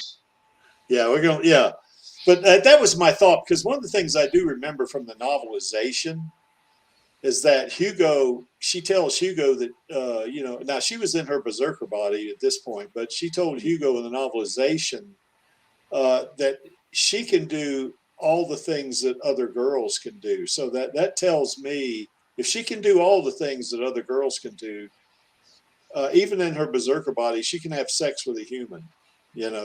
Right. There's the thing in the manga though is these various TRCs can, but they cannot reproduce. So you just better hope you don't get an injury. And the street doctors will say, "Hey, we need to make you a TRC just to save your life." Too bad. Yeah. Yeah, because it can be dangerous to your health if you have sex with her, right? That's for sure. So anyway, yeah, but moving Rock right slide. along. Yeah, I don't want to get Uncle Creaky hanging around. Well, Uncle Creaky. Break your heart, I'll break your arm. Yeah, well, Uncle Creaky would be. I'm just thinking of the Fantastic Four joke where the Human Torch says "rock slide" to piss off the thing. Yeah, that's right. Yeah. But I think it could be possible because the berserker body responds to the image of her brain. I think he can change the size of the breast and the thing of the waist, and maybe he could have all the sex elements of a female body. I think it could be. Right. I mean, in the manga they can, they just don't reproduce by doing it. Yeah. So don't get injuries, so the street docs will chop you up. That's right. And also remember, the street docs, they do it for free, but it's cheap, really bad cybernetics. Yep. Even Walsh had to get like new ones from Ito because it was crap. Well, definitely the human version of Alita that we saw in the Last Order, she could definitely have sex with another human and reproduce. So but, well, maybe we don't know. We don't know enough well, yet. if she's a human, she can. I mean, possibly. I don't know. And they Surrogate, probably, maybe. Perhaps, but I mean, they do have her DNA, and that's how they made that human Alita. In that right. It's just that I've just learned that stuff like with a female human, she has all her eggs from before she's born as a fetus. So I don't know. Yep. Well, anyway, we're gonna move away from this one. I agree. So anyway, now here's two of the Creek's favorite images, particularly that one on the right. I mean, I really like that one on the right. I mean, it's kind of sexy when you think about it. And there's those Damascus blades she has for wings, and she comes back like this after she fights Toji, I think, and she gets obliterated, and then she comes back in the 2.1 body, and then and then of course she defeats vanquishes Toji, so and the Space Angels win the Zot and all that kind of good stuff. The only non-sanctioned team to ever win the Zod, I think, is what it was. And of course, that one on the left there, that image there, that's also the Imaginos 2.1 body. And that's that. Both of these images are of Cat Lita, So this is the Creek's favorite version of Alita right here, But mainly because she's the most powerful in this version. That's kind of the main reason I like this so much, because she can do stuff in this body that's just insane. She is insanely overpowered in this body.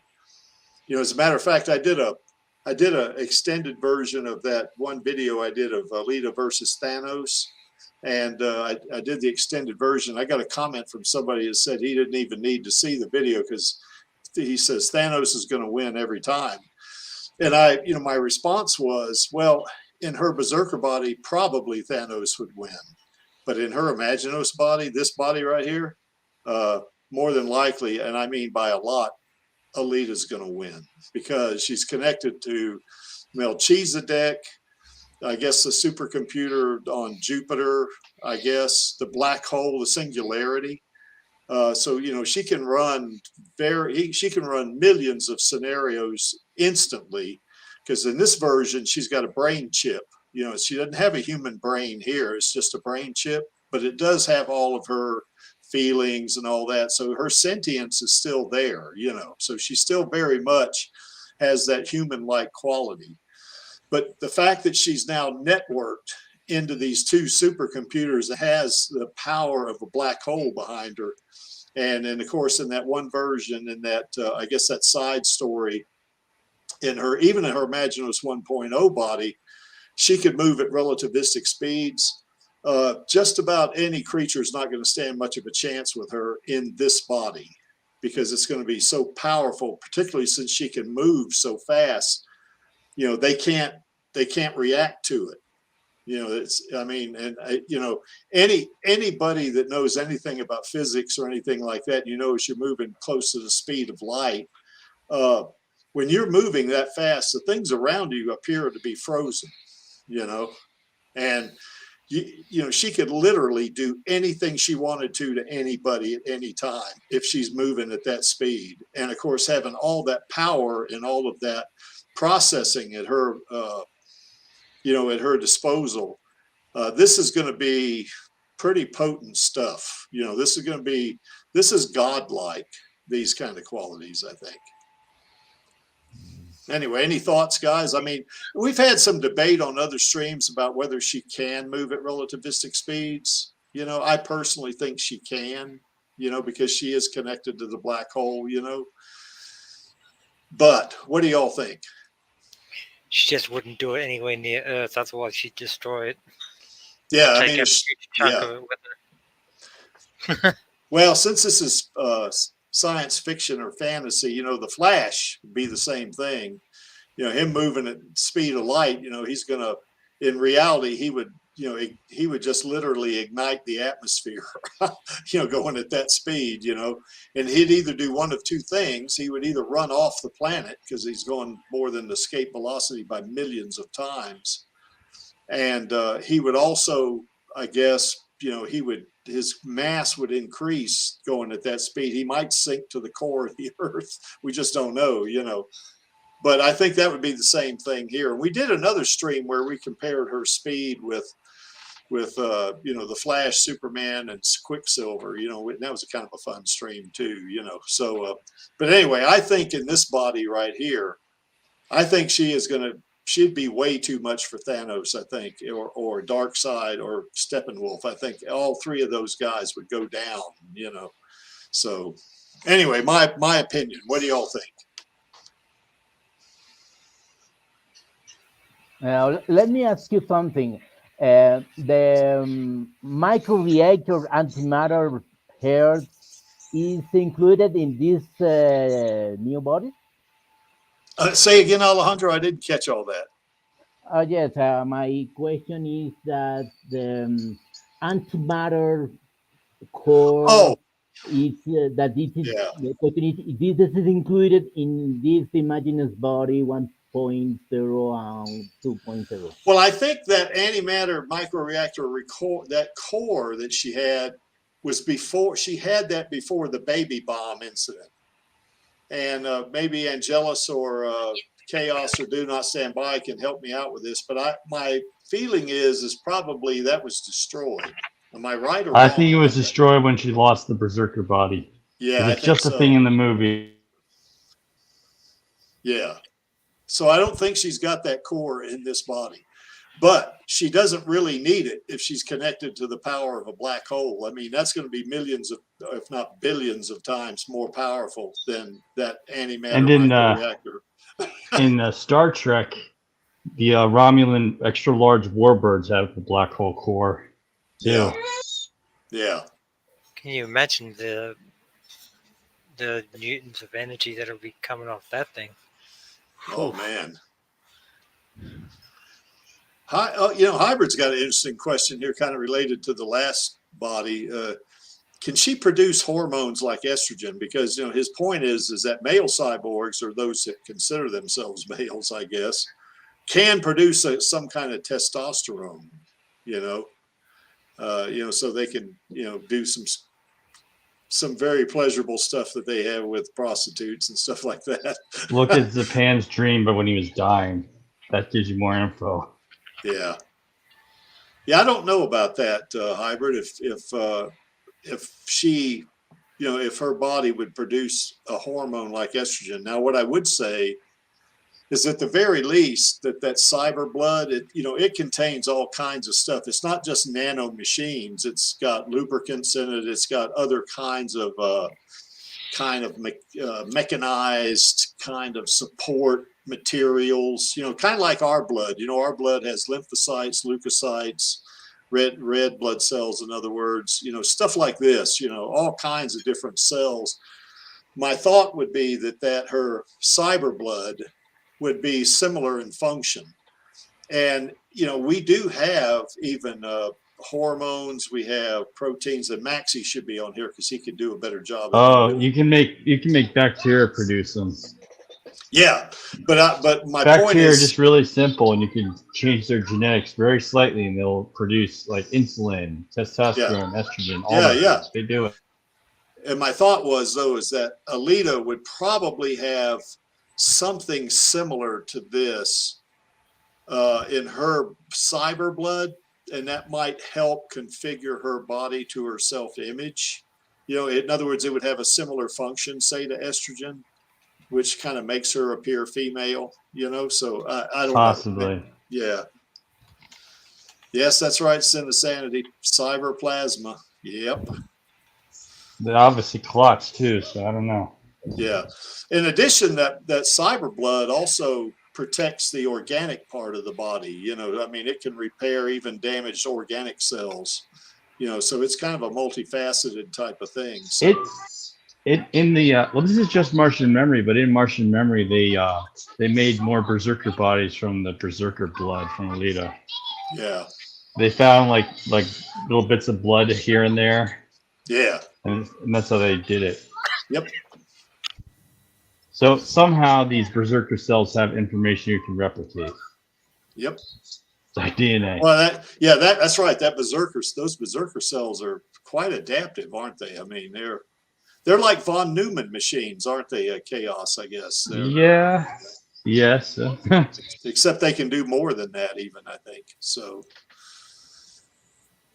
Anyway, this is a Creek's favorite version of Alita, her body, and that one on the right, certainly, even as Alita's uncle, he thinks that body's pretty sexy. So, you know, but she's pretty potent in this body. I mean, she can pretty much take on anybody. You know, now we had a question last week about, is she a Saiyan in this body?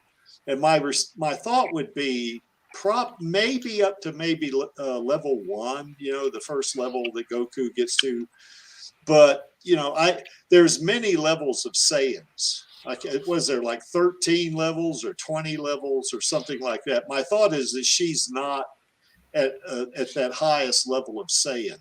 You know, but she might be like the first level of Saiyan, or maybe even second, perhaps, because she is pretty powerful in this body right here. No, you know? No pun intended, but she'd probably be Super Saiyan 2, because that's what they call the quote unquote ascended Saiyan. Okay. Get it? Ascended angel. Yes. Okay. Okay. Not to mention, she's already in her Imaginos body, and she ascends to a greater level of power as well as knowledge as well. Yeah. Because she's got access to 2 supercomputers and like a wormhole generator now. So. Yeah, she's nuts OP in this body. I mean, just really nuts. It's really ridiculous how powerful she is, you know. So,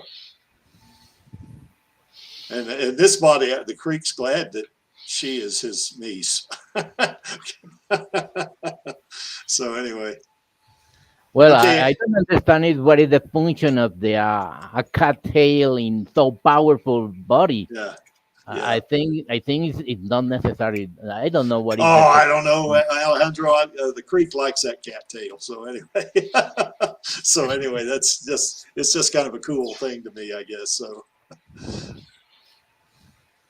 Well, because if you check the book number 1 of the manga in the yeah, first chapter, the Rusty Angel, the drawing of Alita is with wings. So I think yeah, Yukito thought that yeah, in the imagine that she has about Alita, yeah, it must be with wings in any etap in any stage of yeah, her evolution. But in yeah. fact, I don't understand. But the cat tail, in fact. Well, it's probably he just probably did that on maybe a wild hair thought or something. But the creek's glad he did it. So I'll just say that because I really like this version of her. Okay. Do not stand by. You haven't said a whole lot. What do you think about this body? Yeah, I'm looking forward to reading about it. Actually, I still haven't read the Last Order yet. I read Mars Chronicle and the Yeah. original, but Last Order is still on my reading list. Okay. Well, you're going to enjoy that when you get to this point because some folks didn't like the Zot, or that wasn't their favorite part of the manga. To me, it was a pretty cool part of it, I think. I particularly like that thing where Zex is fighting Zeka, and Zeka almost beats him, and Zex is sinking to the bottom of this lake or whatever it was. And he said, "No, I cannot die like this." And he comes back, So, and then continues to fight Zeka, so that's pretty cool. Okay, I guess we can move on to the next one. Now, just a little bit about this. We don't need to spend a lot of time on this because we really know this already. But, Alita kind of goes through a pretty drastic evolution. I think when Ito first discovers her, now she's 300 years old for sure. But she kind of has, when he puts her in the doll body, I guess her mind adapts to the doll body in that case, and she's kind of thinks like a 14-year-old, But as time goes on, she gets the berserker body. She certainly in the movie she gets the motorball body, and then the manga, she gets even more bodies. And I guess there was one scene, I guess, or one panel in the Last Order. It was about midway through, I think, somewhere there, where she kind of acknowledges she's thinking back on her past, and she said she thinks that when Ito, it had been like 14 years since Ito had discovered her in the scrapyard. That tells me that when she gets to the point where she's in the Imaginos bodies, she's probably anywhere from her early to mid 30s. So she does a lot of growing up during that period too, doesn't she? And then of course her Toon body, she's an agent, so that's kind of and that fit real well probably with her military training, that she had when she was on Mars. Another one of my favorite, not just images, but that whole arc, part of that Figure 4 arc, or the Badlands arc, is when she meets Figure 4, and you can see there on that image in the bottom, he wants to make Alita his 39th cyborg kill, and he tries to hit her with a palm strike like that, and she's so fast that she ducks it and hits him like super hard in the nose with her own palm strike, and he goes flying. He's sitting up, and his face is kind of messed up, and he says, "Wow, she's fast." So, and she just literally beats the crap out of him, and he keeps getting up. And she says, "This guy's unbelievable." So I think at that point she actually falls in love with him because of his drive, because he just doesn't give up, So anyway, they end up certainly they become partners, and she lives with him, I guess, for a while in Alhambra, so which, by the way, is a real town in California. So Right. yeah. So anyway, any thoughts about Alita's personality or humanity, and maybe her overall, growing up or evolving? Any thoughts about this?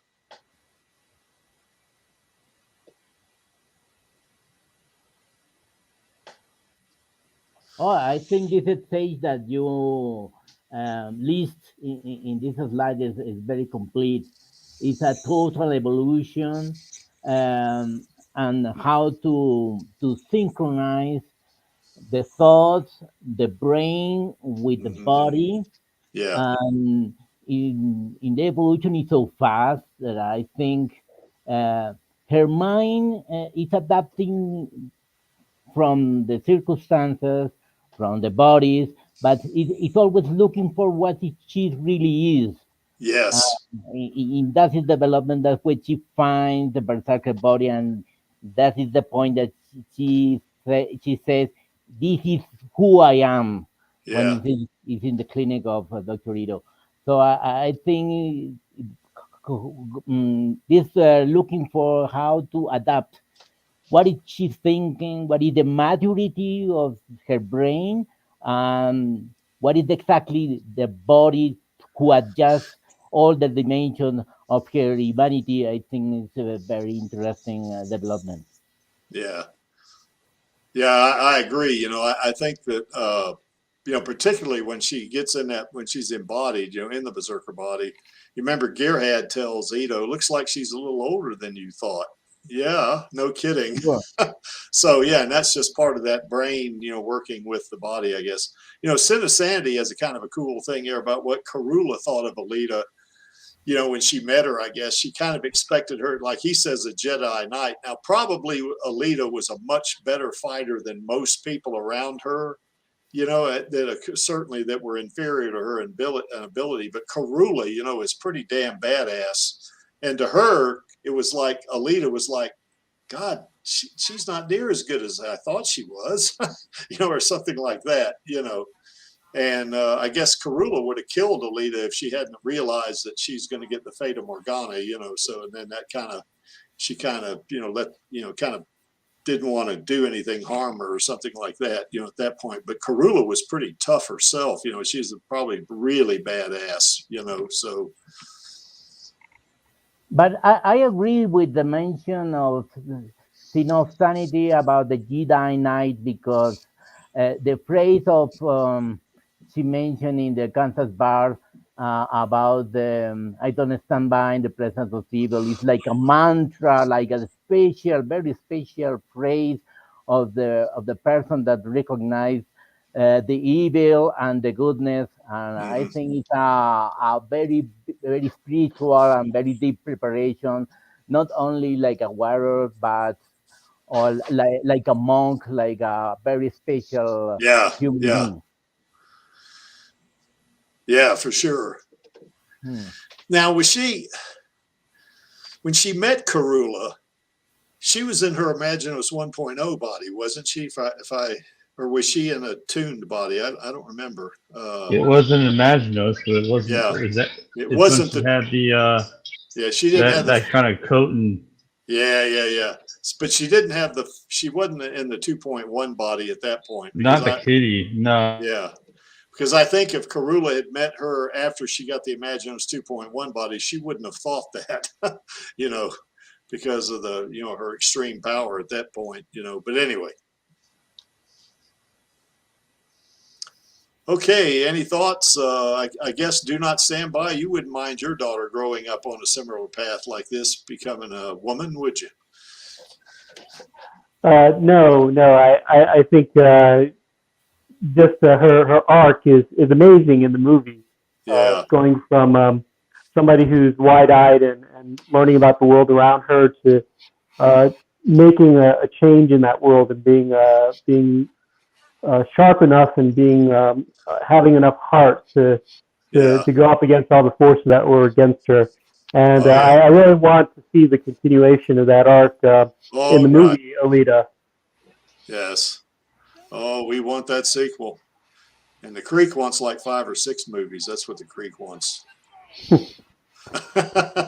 Yeah, well, I think that Alita would is even more deserving of 25 movies like James Bond got. Yeah, In that yeah, yeah. she's got so much evolution to go through, and in the James Bond movies, it's not until the last 5 or 6 movies or so that they finally had James Bond evolve, up until that point, they pretty much kept James Bond the same character throughout. Yeah. Yeah. Yeah. He's had what, 24 movies, hadn't he? Or is it 26? 25. Yeah. 25 movies. Yeah. That's what's special about No Time to Die is number 25. Yeah. Yeah, it's a pretty cool franchise itself. Yeah, I hope we get something like that. We need an Alita cinematic universe. That's what we need.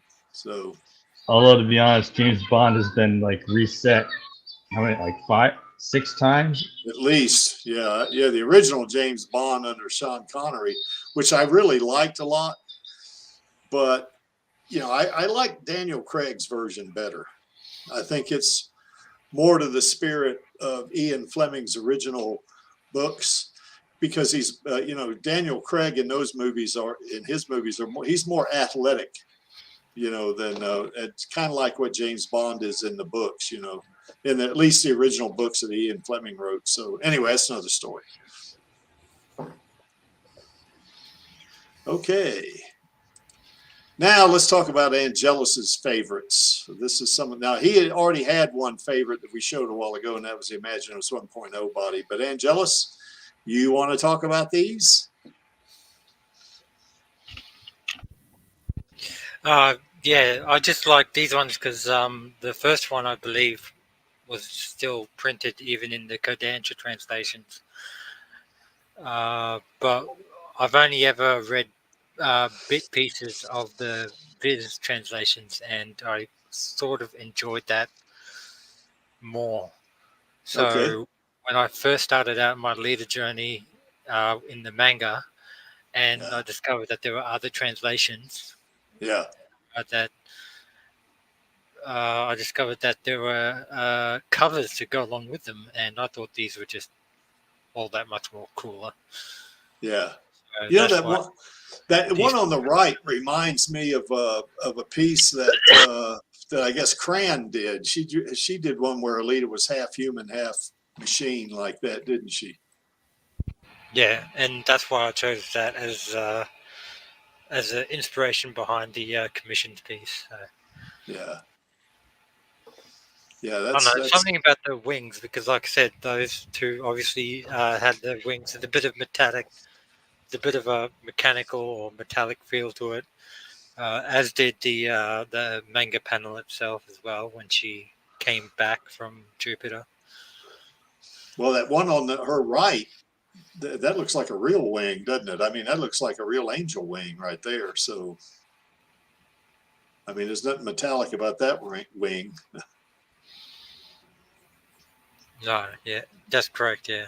Yeah. Okay. Any other thoughts about that one, Angelus, or anybody want to chime in on those two? Again, outside of the wings, it's the like just the the wings are like the exception to my rule that I mentioned earlier, but otherwise less is more Yeah. for me anyway. Another reason why I like the detail in these two particular ones, like I said, they're the exception to the norm for me. And yeah, it's like when you strip a leader of everything, like the cyborg body underneath is still, a beautiful work of art, as Vladdy would call it. Yeah. And she, even as a cyborg, she's still very much human, isn't she? Yeah. Absolutely. Yep. Well, in my opinion, the wings give her a very mystical or religious image in the Yes. conception of Alita, more than the cyborgs or technologic aspects. It's more spiritual or more religious in my opinion. What do you Yeah, think? that's right. It is kind of like an angel, isn't it? Like you would think of what you read in the Bible, I guess. Like You the know, seraphim, yeah. yeah, the seraphim. That's right. Yeah. Okay, if they're like falcon wings, I guess. Yeah. Okay, I guess Angelus, why do you like this this panels right here. I know it's pretty close to the movie, at least in thought. It's just a reference material. Like some they might have taken like subtle aspects or hints, but this one I felt was like a very direct, very what's the word I'm looking for? Very direct and faithful adaptation, Hmm. and to do that in their own adaptation as opposed to like a sheer ripoff, so to speak. It just, I've always said that yes, it's James Cameron that wrote the script, but it was Rodriguez that cracked the Cameron code, Yeah. and I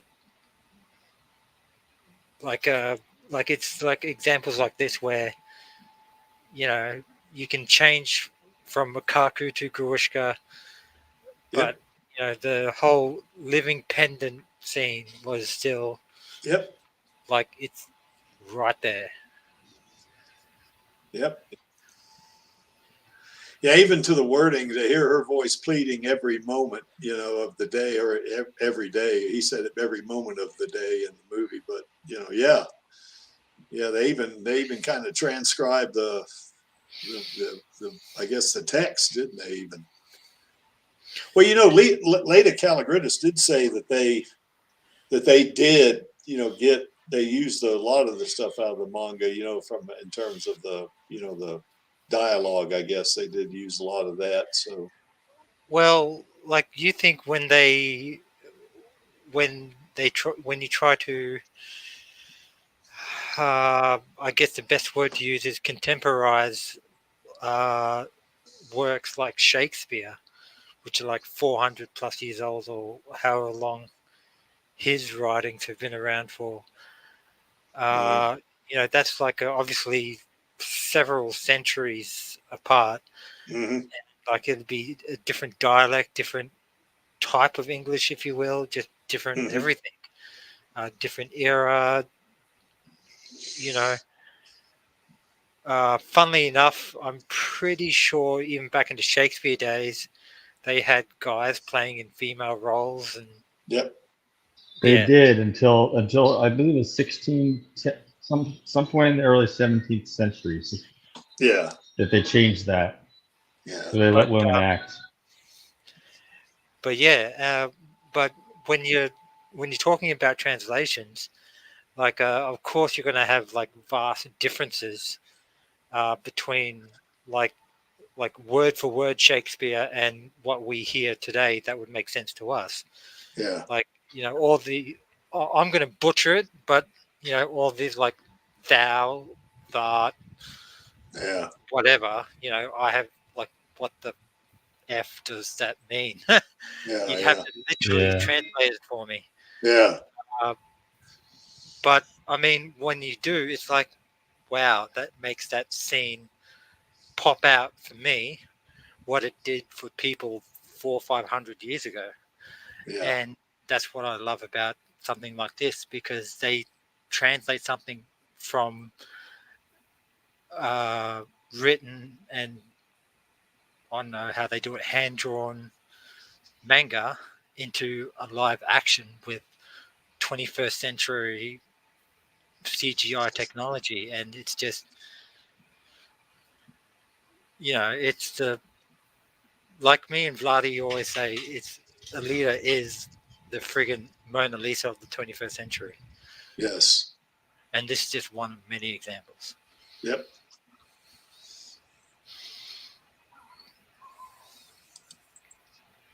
Tell us about these. Now we know what this is. This is the Imaginos bodies, but yeah, go ahead and tell us why they're your favorites there, Angelus.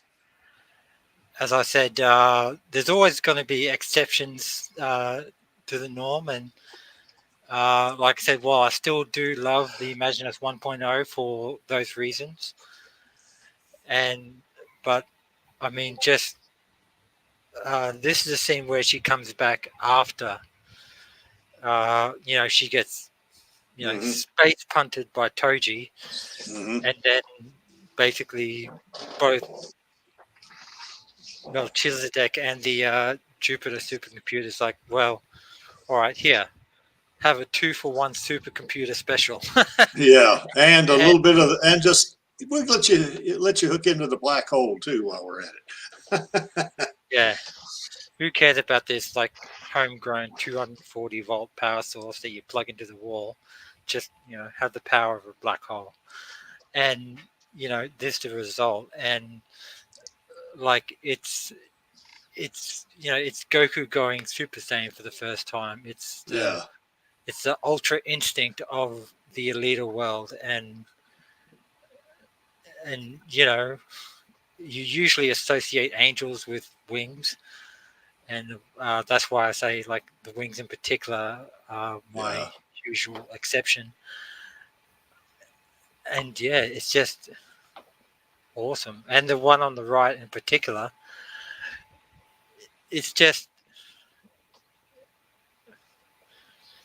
I don't know, that one's a little hard to put into words, but you still even notice the like the metallic Damascus blades. Yeah, it's very expressive of that, isn't it? And like obviously eventually she does away with it. Well, she doesn't need it. Yeah. Yeah.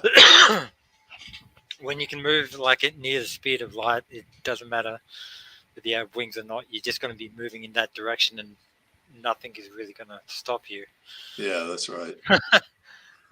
Yeah, this is why when I talk to some of my DC and Marvel friends, that think that Alita can't stand up to some of those villains and stuff like that. So you need to read the manga, bub. That's what you need to do. And you'll have a different opinion of her, after you've read the manga, but of course they're not going to do that. So. Okay. Any thoughts about these two? These are similar to what the Creek had a while ago, because I like these two images as well. They're pretty cool. It's just something about Alita with wings, that's pretty neat, She probably had about 20 Red Bulls, but right. Yeah, that's right. Red Bull gives you wings. That's right. Okay. All right. Well, any of you got any thoughts about these two images right here?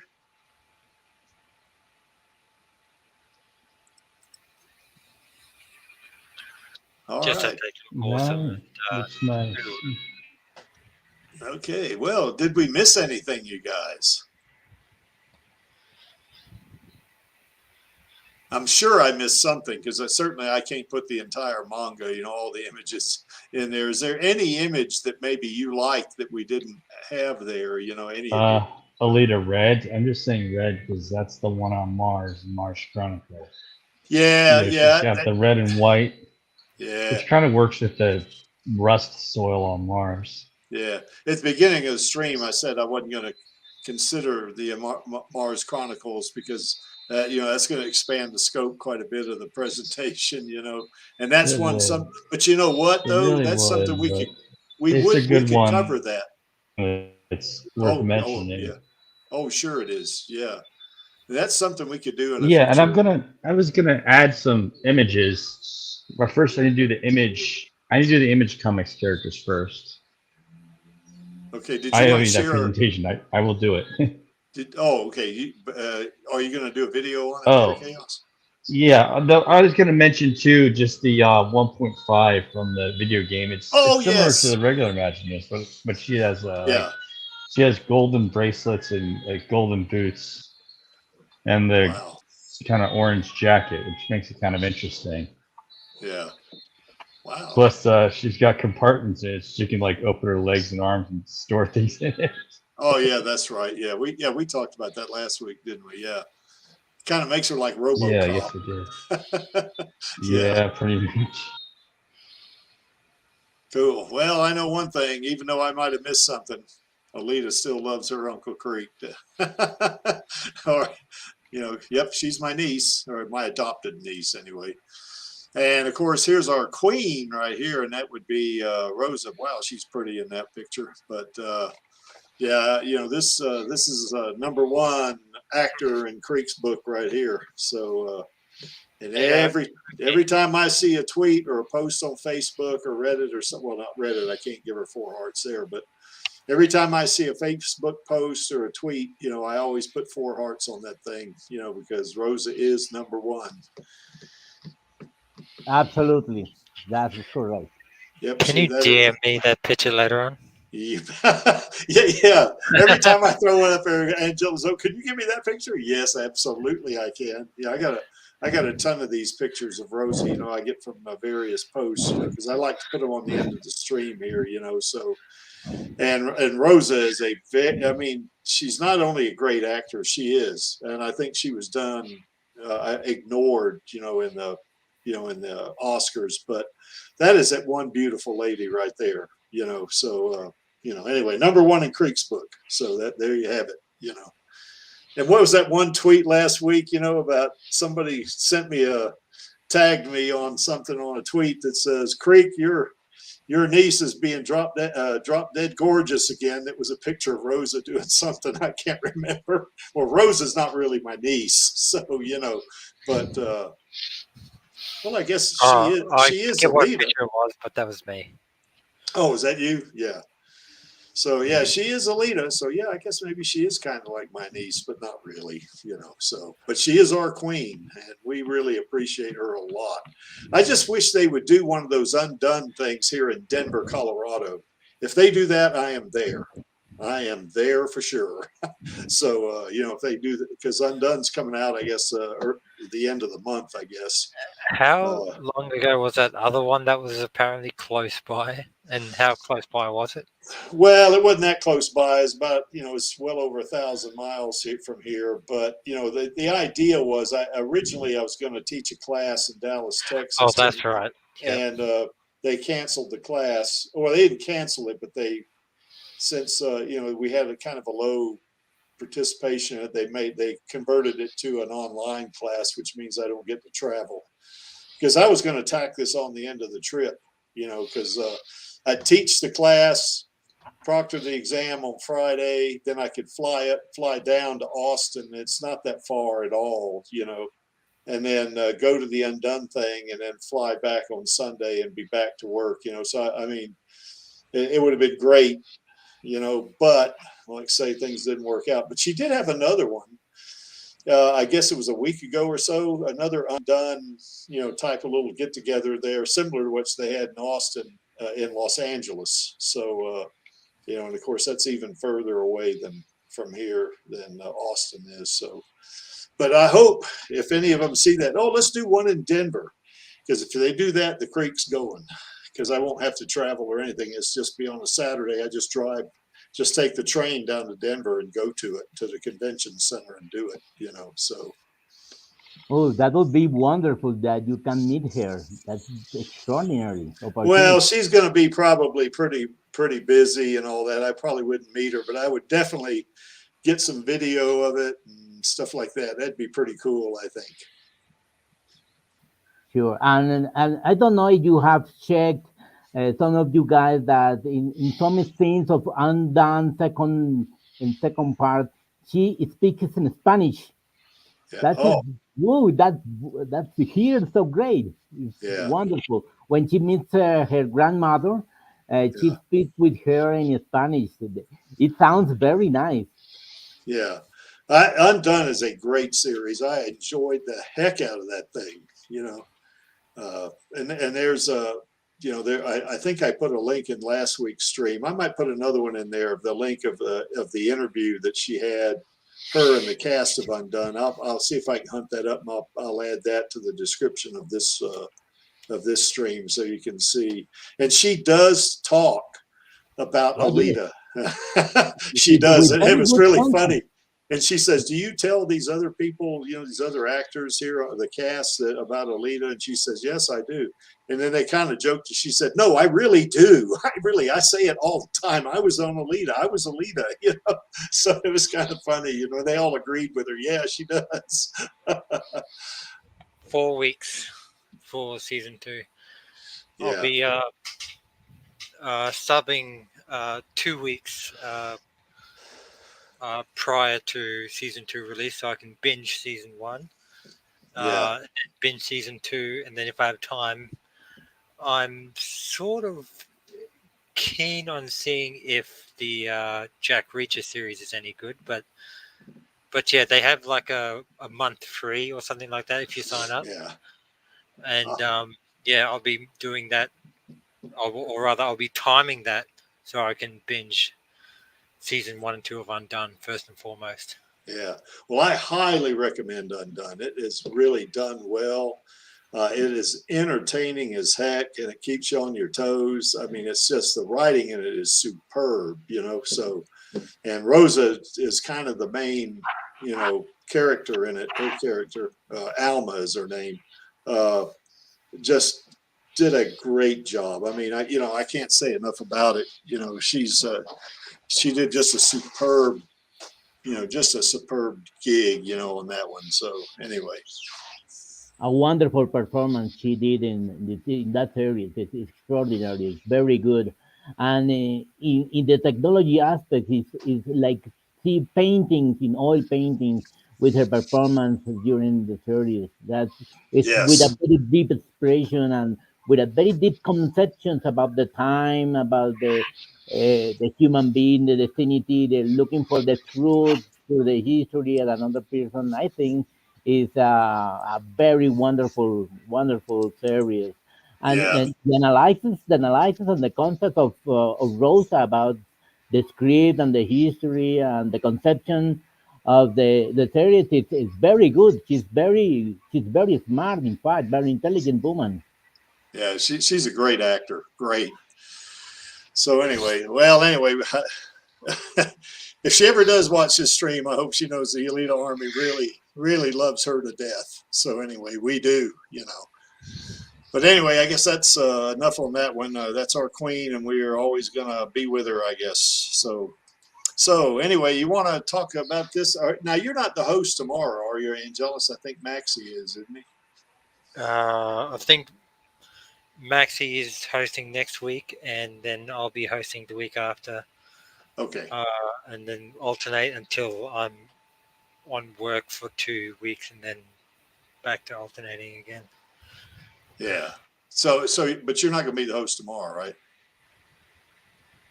Or are No, you? I'll be there to co-host though. Okay. Yeah. And really, recommend that you tune into this because it's really entertaining.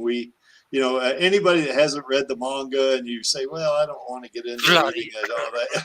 No, I don't say that. Body's read some of it, but hey, we're going to take you through it from soup to nuts right here. Now we're right now in volume 2, chapter 3. That's what tomorrow is going to be. And it's going to be super, so, I think, Star of Elian's going to be the stream manager, but I am going to be there for sure. So, and for those that know the reference, it's going to be Frankie Super. yes. Okay. I don't know what that is, but okay. All right, folks. I guess it's time to bring the stream to a close. So, as we do every week, why is this image here? Well, because the Creek likes it and he's running the stream. And to paraphrase Gawishka, I am only here for our girl and the Alita Army. And of course, the entire Alita Army is here for our girl. So, that's just the way it is. We're going to stand by our girl all the way. So, any last thoughts? Do not stand by. Do you have any last thoughts you want to convey to us? I just want to say that the manga is awesome, but my true love is the movie. So we need more movies. Yes, we do. Yes, there's no problem with that. As long as you love Alita, we don't care. We don't care which version, whether it's the anime, the movie, or the manga. Hey, we're good with that. So, what about you, Angelus? Any last thoughts?